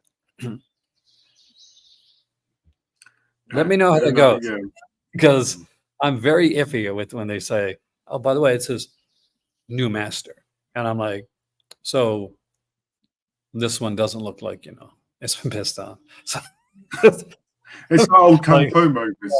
Sometimes they go, "Oh, this one's remastered and digitally restored, and it look exactly the same except for maybe a slight less fuzz." I love when that's like, or when they're like, this doesn't look as, it's still glitchy and you still got those marks now, but it's not as soft as it was before. I can see people's faces now because you get the soft releases and it's like look, looks like somebody did put some Vaseline over the screen. I think that's the most incredible thing when you watch it. When you have an old VHS and it never come out on DVD or Blu-ray, and it comes out on Blu-ray or 4K or whatnot, it's like, whoa, the difference. Like, I know this is not what's meant, but I got this stuff. I don't know what you thought. Maddie, read that aloud.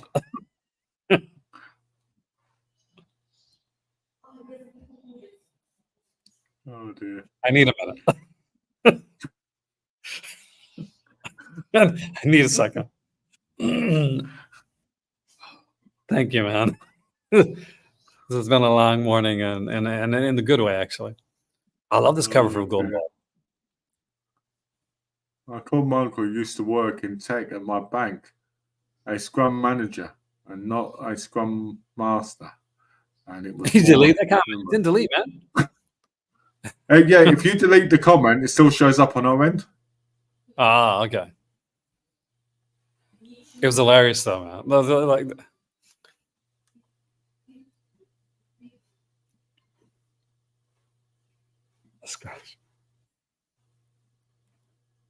so we'll put the actual comment up there because we want to. Let's be fair.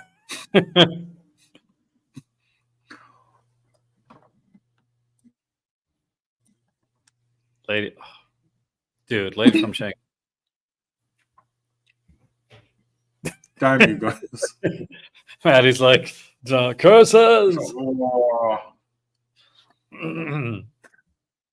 That is amazing. We have a video that, God, I'm still wanting to do that, like that video, that rank what video. that where you pick the franchises? Yes, I'm actually excited for that. I want to get that. We gotta get that. We gotta get that done. Yeah, we need to Because figure out when to do that. Actually, I think the reason we haven't done it yet, and I think this is the truth here, Maddie, and everybody, is that my superiority when it comes to this has shaken Malcolm to his core. And he's like, oh, oh, you mean the man. archivist? You mean you've shaken the archivist when you're a curator? You're down there. I'm up there. Remember? That's what Yeah. someone said. You're, They come to that. you're up there because you've got all these other like not so great movies. Well, I'm here like sitting on the quality. And Oh dear. Says the guy that puts in zipper face and stuff like that. zipper face, man, quality zipper face. I've got to be honest, I'm just I can't get I haven't seen that yet. It looks so hilarious. It is funny. Like I sent you like videos from the scenes. So, Oh Matty, because you weren't here earlier, I got these came while we were doing the stream. Yep. Look at that beautiful Line of Duty box set. They came from America, so The very if I few quickly times show you. I had a release before you actually that you were picking up. It was in Line of Duty. Also, but the Eureka version also originally. zipper face. The same. Yeah, I still think it's a bit. I still think it's a little bit. Hey, what's the word? Bitchy. But I showed you that cover and I went, "This is the one I would get." Oh, it looks amazing. And then you're like, "Oh, look what I got with the donation money you sent to me." I was like, Well, I figured like you would be like, okay, yeah, this if you're gonna get something like cool that I'd like. Definitely. But man, I actually think this set is actually better than the Eureka one. You know this. I just think it looks so much more like it stands out more in my view. it looks prestige. It really does look prestige. You know, And So because I'm I was not embarrassed, I know prestige. Oh, very clever, very clever. Do you know I haven't watched any more William Woosley at the minute? I've been on a Hong Kong kick at the minute. I know it's surprising. You don't expect him to watch Asian films. Like Malcolm rarely watches Asian cinema. Yeah, rarely. You know, and this is probably the first time I've actually got into Asian cinema. So, you know, I mean, I didn't even know these films existed until today. Yeah, like I got a message like yesterday, like from Malcolm. It's like, "Who's this Bruce Lee guy?" Yeah, like, who is it? who's this Bruce Lee guy? I was like, you know what? Like, I'm looking at these and I'm like, who's Yun Bu, Sammo Hung? Who's Chen Xing? Who's Cynthia Rothrock even? And Rosamund Kwan and Richard Norton and Richard Neg. And I was like, Cynthia Khan? Yeah. Oh, you know. Who's Casanova Wong? Oh, you know. It's so I've got into a whole new genre that I never even knew of. But when you're watching them, you're gonna be like, man, I wish there was a BDSM zipper face killer in this Japanese film.